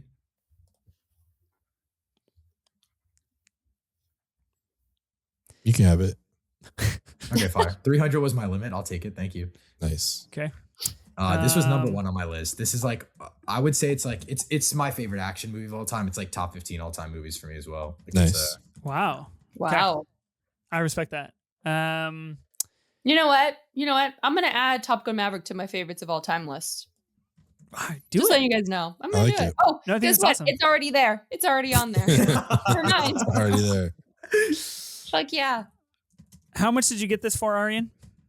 What, 225, right? Or 250, yeah, 250. Try to undersell. Okay. No, I see how it is. I'm not gonna lie, I had to have the calculator pulled up. Like I was getting worried.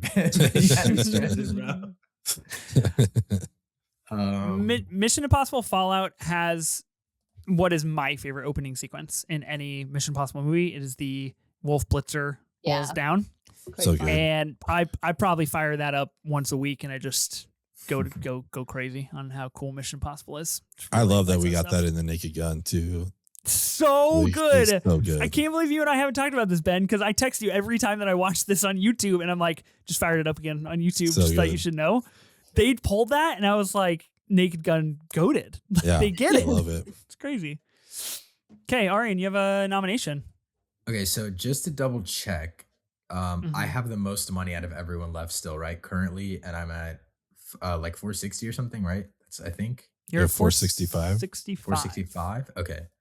So for $465, I'm gonna go ahead and put up Edge of Tomorrow. Cool. Awesome. Do you want to speak on it? You want to tell us what this movie's about and why it's worth $465? Yeah. So, well, it's also my last movie, so I couldn't really buy anything else. But it's for me, it's like this really just like confusing, cool sci-fi epic space. Not really space time, but technically time, I guess, with the way the movie loops. As like Tom Cruise is like in the I think he's a major, and then he gets demoted, and he's just like a regular dude in the army. He's going to fight against these sick ass aliens. And I really like Emily Blunt's character in this film. I haven't always been the biggest fan of Emily Blunt, but this and Sicario are some of my favorite films of all time. I think she is phenomenal in both films. I think sadly she gets like slightly dwindled down as a character on a writing level just because they put so much focus on Tom Cruise, but I still think she's like really badass in the film. Like I said at the top of the pod, this was like the first film I vividly remember buying. I got it on like Black Friday, and I watched it a bajillion times on my PS4. Nice. And I cannot believe I got Collateral, Edge of Tomorrow, and Fallout. They were my top 3 on my list. So I'm sad I didn't get Final Reckoning, but you know, there's a price to pay. I kind of wish I didn't go the Rain Man route, but that was kind of just a play to see where everyone was at. So, yeah, I'm happy with where I ended. Edge of Tomorrow, generational sci-fi movie, in my opinion. Yeah, I wish more people would live, die, and repeat. You know. Yeah, you a big Doug Liman guy? I'm gonna click on his name really quick on Letterboxd to see what else he's made before I say. Recently made the Roadhouse remake with Jake Gyllenhaal, of which I thought Roadhouse was terrible. Right, I really like Mr. and Mrs. Smith, and Mr. and Mrs. Smith's good. Yeah. I've seen probably 5 minutes of Chaos Walking and then fell asleep. So we're just gonna pretend like nothing that he's made outside of Edge of Tomorrow exists. Yeah. I do think having Rain Man on your team is solid because I do think it's action heavy for sure on your team, and so I think having that drama role is a good pickup for sure. Yeah. Originally called Live, Die, Repeat, the sequel Live, Die, Repeat, and Repeat is aiming to shoot in late 2026, about 15 years after it should have shot. You do not understand how that Hollywood Reporter article changed my shut ass life. Like it really saved me, bro. Like that, I cannot believe. Oh my god, it's coming. Yeah, life is good. After Tom Cruise does everything else that he's signed up to do, which right now is frankly a lot. Yeah, it's a little too much. But Cam, did you actually like this movie, or were you just saying this? No, to I fuck do with like me? this movie. I Okay, just okay, looked at my okay. review. I haven't watched it in a while, and I actually should. I might rewatch it after this. My review for it was the best film ever made. So there you go. Oh shit! I do tend to throw that around a lot. So Yeah, if that's yeah. coming from me, like who knows? You know, It's a big I one. say that quite That's gotten me why. into some So hot places. Ben Yeah. was But really stressing me out with that last one. That's why I had the calculator pulled out to make sure I had more than Cam left for this. Good call. it's a good Smart movie. move. Smart move. Yeah, it's just Tomorrow's good. I like it. The ending. I don't remember the ending. Okay, Cam, you have a nomination. I do have a nomination. It's kind of crazy that Aryan has finished his team and Ben and I only have 2 movies. That Yeah, it's wild. So that's the world we're living in. Well, I was really scared Ben was gonna like I don't know what. Yeah. I'm really excited to see what happens between Ben and Ethan. Like this is Yeah. this is Me too. Yeah, I always am. Every time. I'm gonna go with the one movie that we keep talking about, but nobody's nominated yet, and that is Mission Impossible: The Final Reckoning. And I do, in fact, have the coolest fucking poster ever made. For this I like Nice. I have that poster too. It's pretty special. sick. Yeah. I'm gonna nominate it for $75. Okay. I'm not gonna talk about it. Okay. No cards being given, bro. I'm pretty She sure you don't does like have this the movie. poster, but she's not going to talk about it. But the poster's not hung up, which I find suspicious. It's To be rolled. fair, I up. don't like every fucking. You heard that shit I said about one battle after another, and like. A little suspicious. Right. See, I don't. What's real anymore? Also, Who's what to is say? this one? Me just. She doesn't even know anymore. Is this Good what God. was this? It's Fallout, isn't it? Fallout. Bro. God damn. You want bro. this one, Ethan? I'll mail it to you. Yeah, please. I'll Okay. shoot you my address and then I'll sell Throw it it to over Aryan there. for $100. Let me have Mission Impossible: The Final Reckoning, and then. I mean, it's between you two. This is Yeah. It's a 3-star movie for me. Ethan, now that I'm out of the race, I can be honest about it. This is like right below F1 for me as well. Like this is my top 3, top 4 of the year. Like I I'm thought you were very- gonna say it meaning it sucks because F1's a terrible movie. Okay. Oh well. F1 is I don't know actually if one of the this is. best I don't know if movies that's of the year. I don't know if this is a space safe. I do feel like I feel like attacked. I feel like Bob right now, where you're encroaching on my space. Okay, so The Final Reckoning. Can I speak on it just for a moment? I would love to hear you speak on it, please. Okay, Of course so you would. Of course you would. it's at the bids at $75 right now. I feel real conflicted because the general consensus on The Final Reckoning is not stellar. Overly long, spends about an hour rehashing a lot of the franchise and doing so in a way to cap a franchise that is probably too little too late. It does obviously see Tom Cruise reprise his role. We get Shea Wiggum again in this film, and we kind of close the loop on a couple of things. Conversely, I cried both times I saw The Final Reckoning, and I think it is miraculously heartfelt, and I think the story of Ethan Hunt sees a very deserving send-off in this movie, and I just love The Final Reckoning. My 4th favorite movie of 2025. But I know that's not the popular consensus. Ben doesn't really like this movie. Cam probably despises this film, even though she has it for $75. So if I don't bid on this movie, there's Rogue Nation, Ghost Protocol, 2, 1, and Dead Reckoning Part 1 left. Is the hive for Rogue Nation stronger than Final? Probably. I'm going to bow out, even though I adore The Final Reckoning. I own it on 4K Steelbook.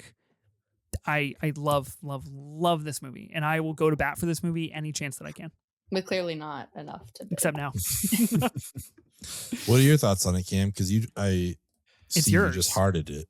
I love this movie. It's my favorite Mission Impossible. It's Is it actually though? Is it for real? I'm being for real. It's 6 on my list, and I'm honestly like it could be number 2. It was number 1 for a while of 2025.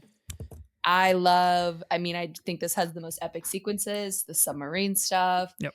The downside is Rebecca Ferguson not being in it, but I love how this version of Ethan Hunt is so unhinged. Like him being like, kill Gabriel now. Like that's so not him. Like it's him pushed to the brink, and it's truly the most impossible of impossible missions. And the son of a bitch did it. And I saw it several times. I also cried. I love it. I think it's so special. So nice. I'm very happy to have it for $75. That's awesome. Okay. I think Haley Atwell going to basically the house and going on her adventure with that woman is just some of the sweetest relationship building we've seen in the franchise. I love Haley Atwell as Grace. I think she's great in this franchise. Thing is so good. Like full circle. Yeah. Full circle. What is it? The trick of an eye or the blink of an eye? Yeah. Get a lot of reprisal in this movie. I have a huge soft spot for the sequence about the knife. And I think that is really kind of the whole thing summed up. A lot of people love Tremel Tillman in this movie. I think I don't blame him. I think he's good. I think he's good. Okay, so The Final Reckoning is off the board. I have 2 nominations. Yeah. Ben, you also have 2 movies like I do. Mm-hmm. You have $300 more than I do. That's true. So we're in a real soft spot in what we need to do. I feel good. I'm sure that you do. I'm sure that you do. I have to be a little careful with a couple Mission Impossible movies off the board. What do I nominate? Okay. Let's go ahead. I have Vanilla Sky as my shot. For $1, I'm going to nominate Steven Spielberg's War of the Worlds. I really like this movie. I think it is, again, falls into the canon of Tom Cruise trying to play sports, even though he's quite terribly bad at them. Tries to play football in this movie, as he does in Oblivion, a movie that we haven't actually mentioned yet. I wonder if we'll talk about that as well.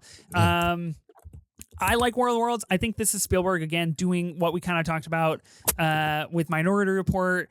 It's got a great wonder sequence with him and Dakota Fanning in the house, trying to avoid one of the monstrously large aliens that are outdoors. And I think it's a pretty cool movie. So I'm going to put it up for $1. It's all you, dude. Okay. I mean, unless Cam wants it. No, I like War of the Worlds too, but I love it. Okay. Good Spooky, nomination. scary movie. Yeah, pretty scary movie. I agree. Getting on the boat, terrifying. Yeah. I don't think I'd last. I don't think I could do it. Right. No. Yeah. Can I pitch something real fast? No. Yeah, what do we say about upcoming films? Can we nominate? Can we bid on any upcoming films? How we handle that in the past? This is what we've come to. This is what we've come to when we have like $3 left in our bank account. Like, this is just. I'm just asking. Like Judy, is that like maybe? just live, die, repeat. You want that Les Grossman biopic? Yeah. Sadly, if this wasn't in the rule book ahead of time, I don't think it's allowed, Ethan. I'm so sorry. I mean, I'm not the guy for this podcast, but or else I would have taken Edge of Tomorrow 4 times, right? Every single sequel. Right. So I think there's a standoff between Ben and I for a very specific movie. Let's do it. And exactly.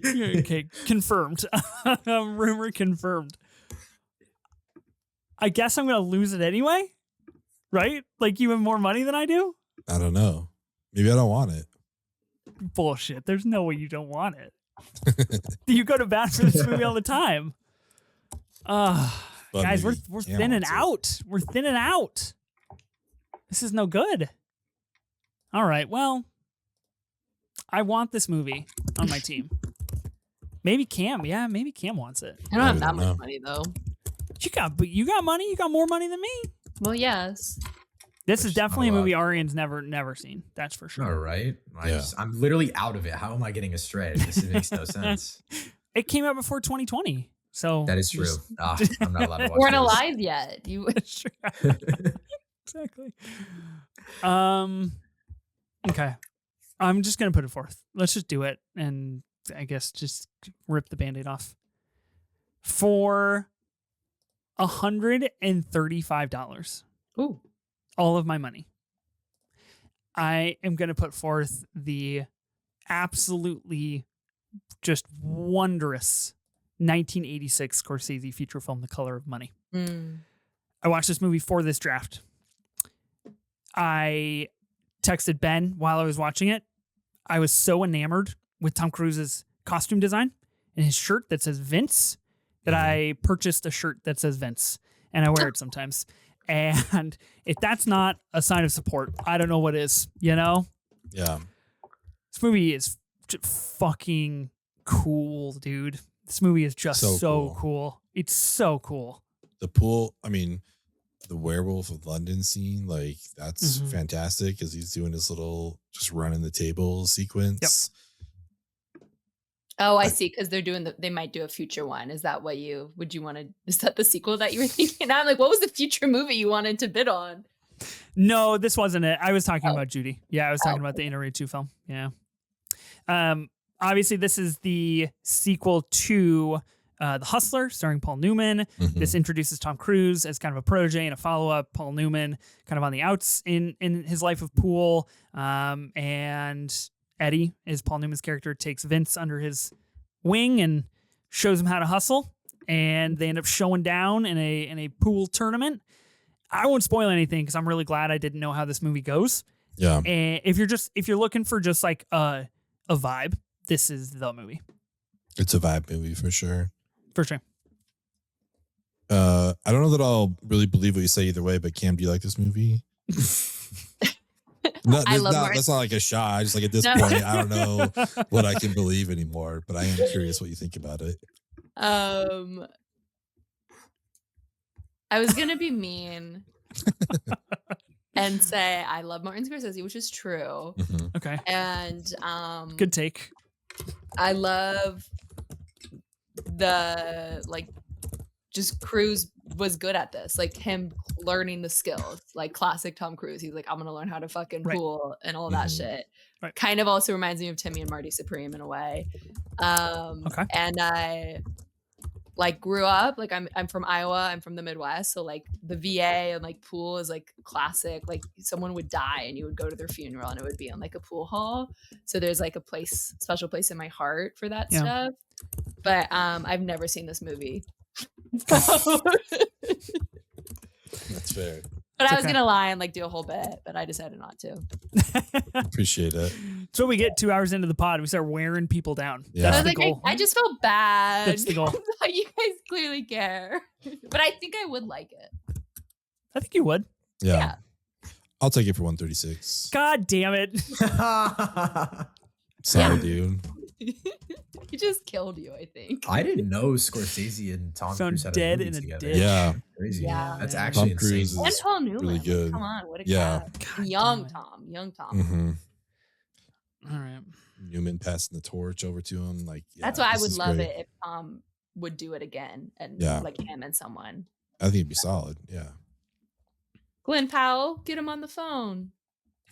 Let's go. Wait, Glenn Powell can't act though. We should pick someone that can. I know, but that's who Tom likes. That's who Tom wants. That's true. Yeah, it's true. It's the protege. Okay. Or you know what? Cynthia Erivo. She can run. She can. Widows. Hell yeah. That was not a single word I was expecting to say. She's running in Widows. She knows how to run. That's diva. And run in terms of singing. I think that's an award that people use sometimes.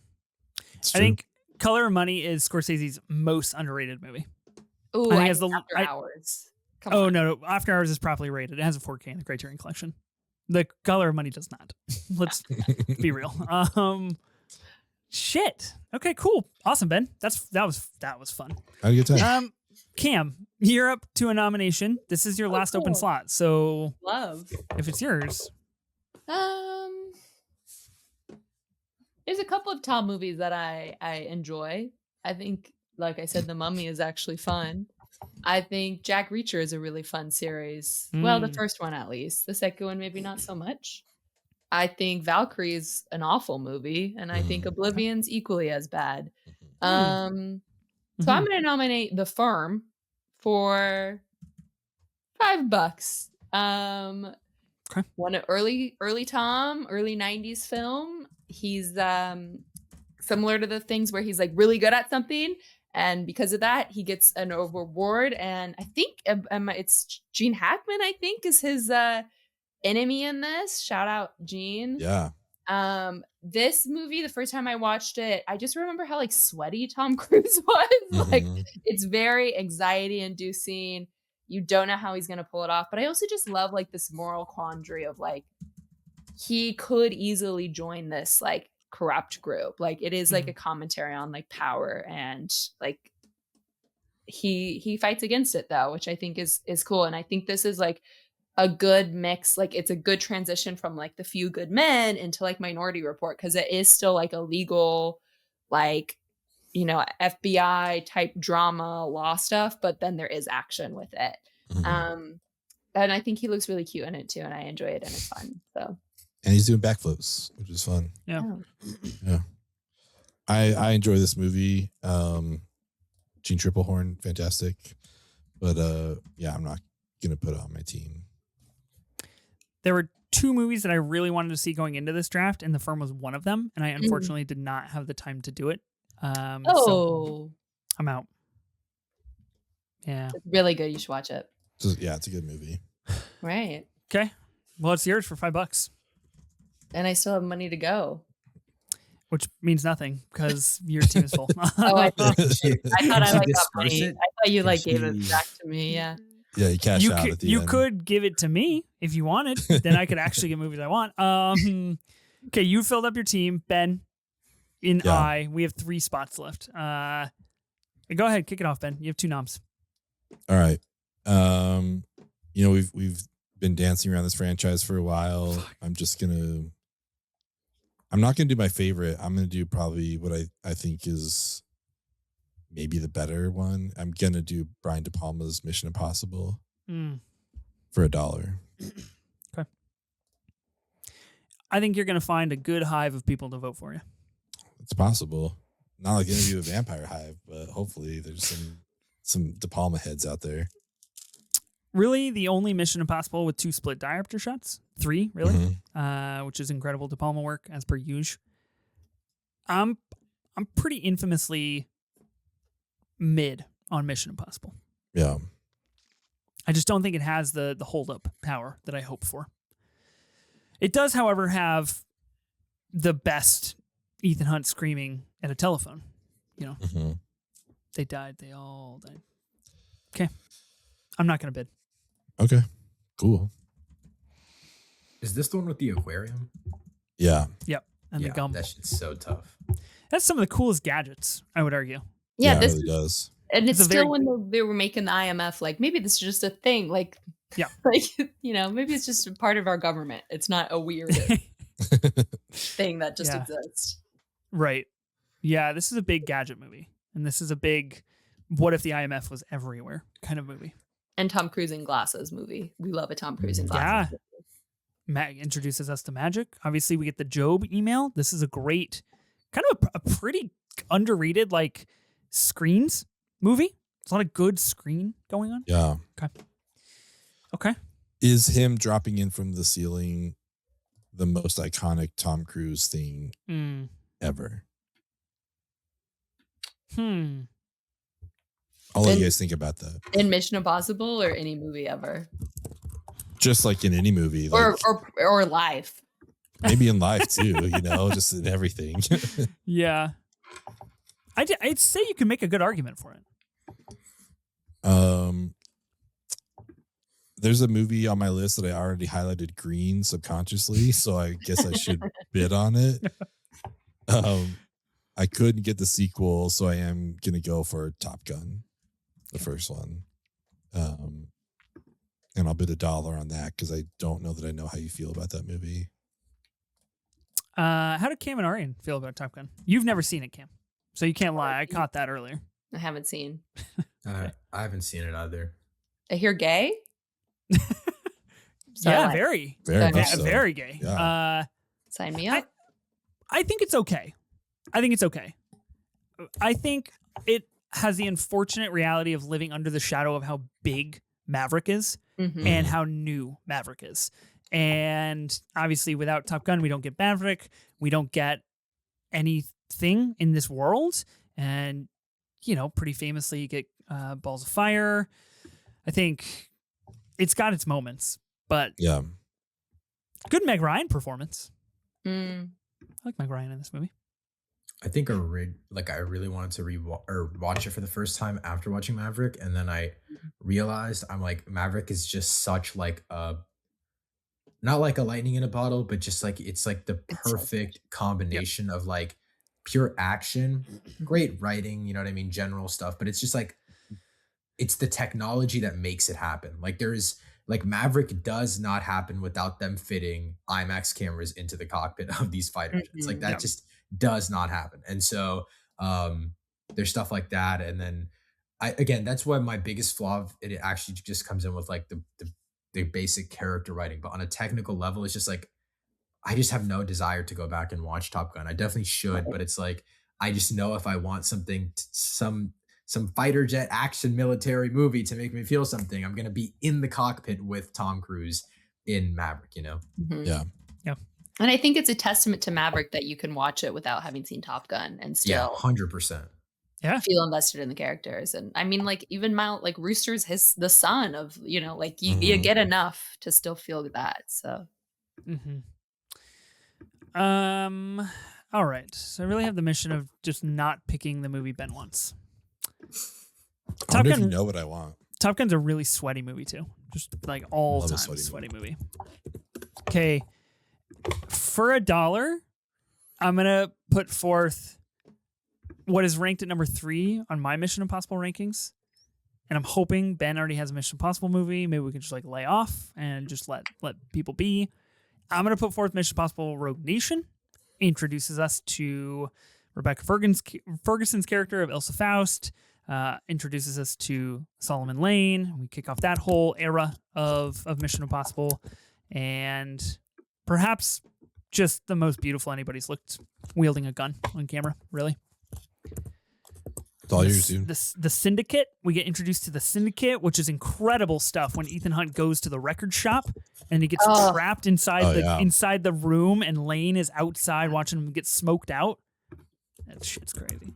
That's mine for $1. That's yours, dude. Woo, that's a steal. Okay. That's a steal. All right. I'll take Mission Impossible Rogue Nation for $1. I'm going to put forth a movie. There's a couple movies that I really, really wanted to see that I didn't get the chance. And I feel like people are going to be mad that we left them on the board. I just want to like clear the air in my conscience. I haven't seen it or else I'd be bidding on it. And we'll maybe get to that in a minute. I'm going to put up Days of Thunder. Yeah. I think Days of Thunder is a pretty sick movie. Again, Tom Cruise in sports adjacent movies is great. This is about him trying to basically do his own F1 and be the best driver that there can be in Daytona. Great Robert Duvall performance. This similarly to Eyes Wide Shut, this is where Tom Cruise and Nicole Kidman met on set for this movie. This is a pretty great movie. John C. Reilly in this movie too, Ben, of importance. Yeah. So I'll put it up for $1. I don't think it's like a great movie. I think it's a fun movie, and I want an earlier Cruise on my team, which you swiped from me from The Color of Money. That was my early Cruise play. Yeah. I watched this in prep for this draft. Kind of funny. I was like, oh yeah, I want to see the movie where they met. Like I'm very curious about that. And I think about 45 minutes into the movie, I paused it and I was like, I swear to God, this was the movie where they met. Where's Nicole Kidman? And then like she showed up in the next scene. Like I can't believe we went almost an hour in this movie before she shows up. I was like, I swear this is where they met. So yeah, good one, good movie. You can have it for $1. It's okay.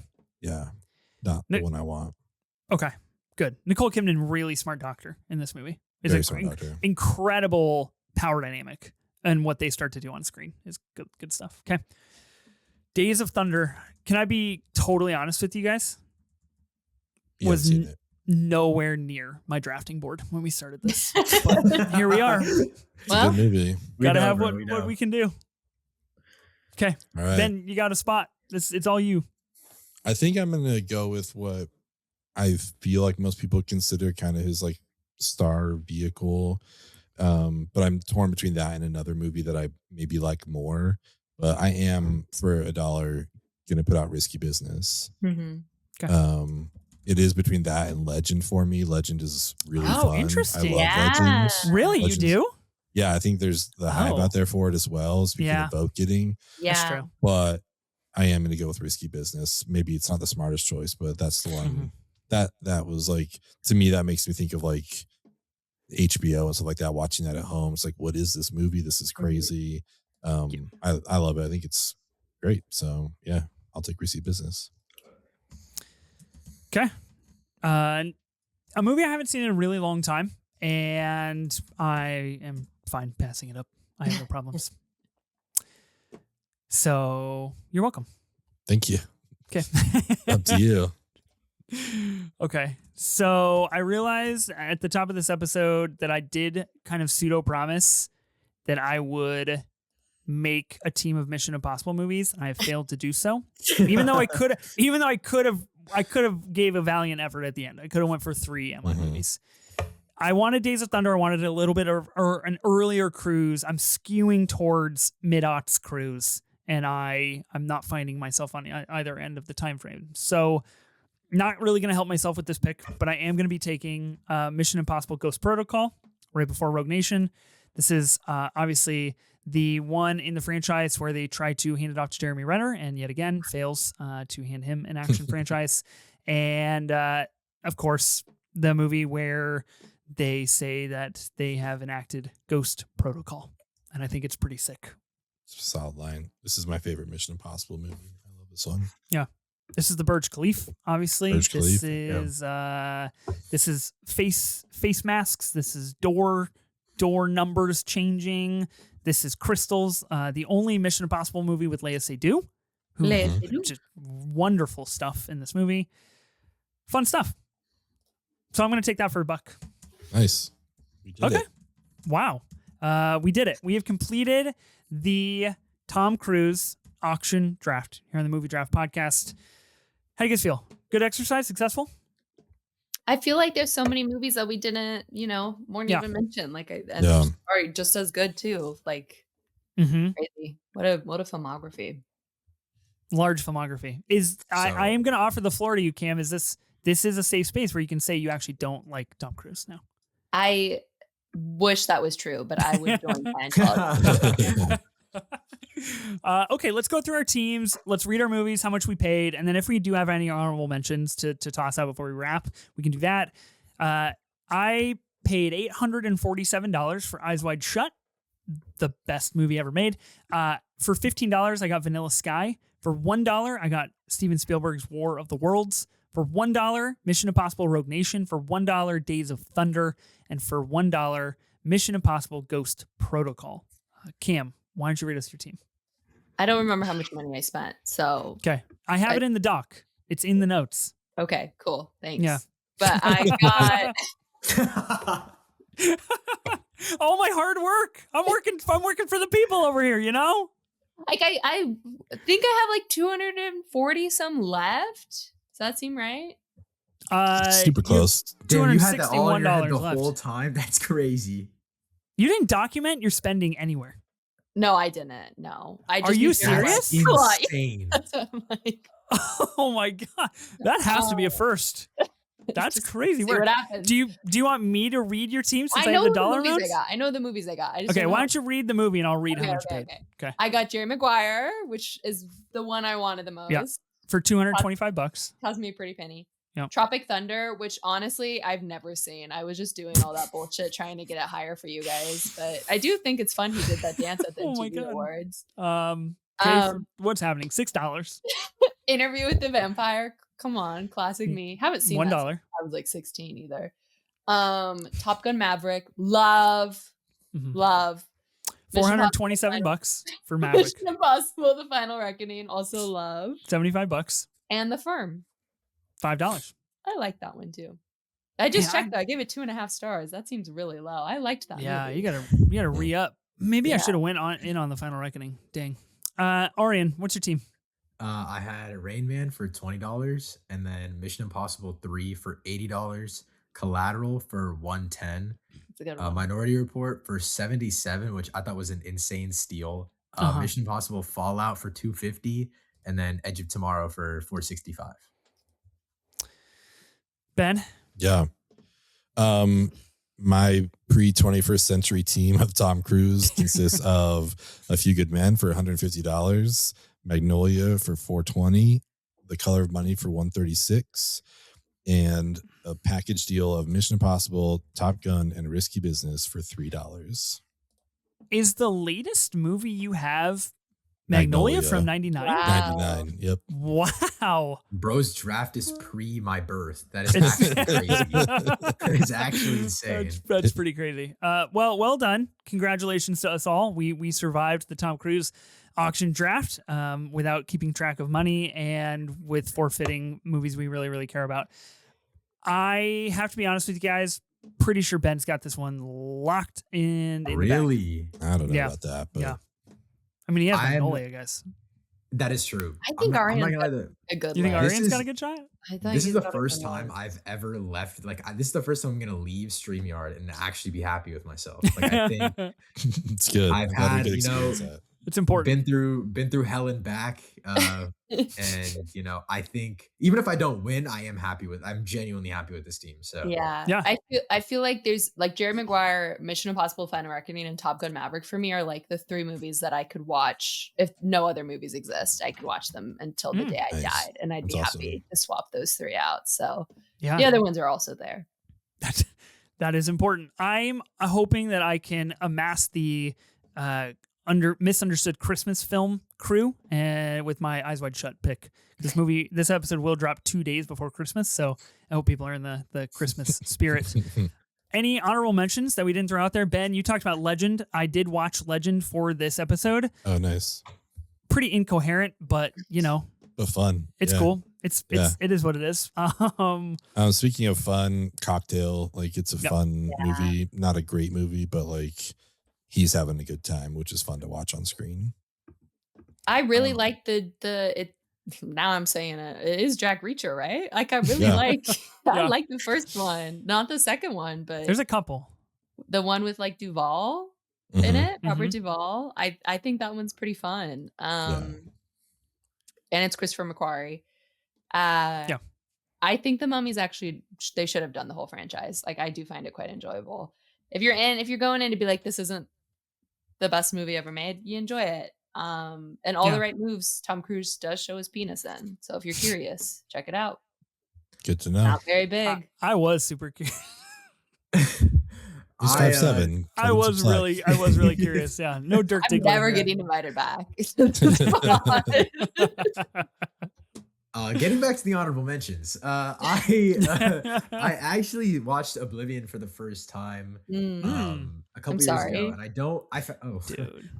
don't think the movie is perfect, but I think it's a really interesting like evolution of Joseph Kosinski, because he went from like Tron Legacy I'm pretty sure that was his like big directorial debut, right? And then he went to fucking Oblivion. But it's like I see where he was going, because like this was the sacrifice that we needed for Mission Impossible to hit flow state. So for that, I'm very grateful for this film.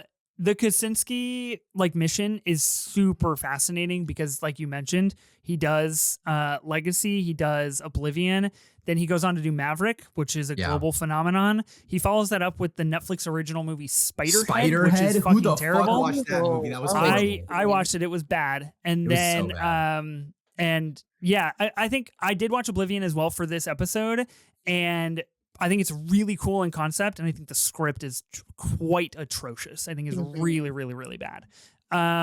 The movie that I was referencing earlier that I would have taken, that I feel like people are probably going to be mad we didn't talk about, is Born on the 4th of July. Arguably, a lot of people say his best performance, his most transformed performance is Ron Kovic. I just didn't have time to watch it, and I really, really wanted to. My big goal for this draft was to watch Tom Cruise's filmography. I obviously fell very short of that. It's called having kids and a job, so not ideal. Anything else you guys want to talk about? Any other cruise facets? I wish Dead Reckoning Part 1 was mentioned, but I understand it's the weakest of. I mean, okay, actually, I don't think it's the weakest. Yeah, I think it's good. I think like in terms of the overall perception of the franchise, people aren't, from what I've heard, the biggest fan of Part 1. I do have problems with like the way it looks a little. And I think at least Final Reckoning, we're getting back to it not looking like absolute shit sometimes, but I still like just this. Bro, this guy jumps off of a fucking cliff with a motorcycle. Like, I just don't know what else you can what else you can ask for. Like, it's I just wish we had talked about it, but there was just like no, like he's so stacked. There's just like no way, you know. Yeah, I think the introduction of Haley Atwell as Grace, and I think the airport scene in particular, where they're chasing Gabriel, is really phenomenal stuff. Is really top notch. I think the movie slogs in the final act, and unfortunately, it's quite long. But I have a very soft spot for that film. I stand by. If they did not use every ad dollar they had to show us the motorcycle jump before it happened in the movie, everybody would be much more into that film.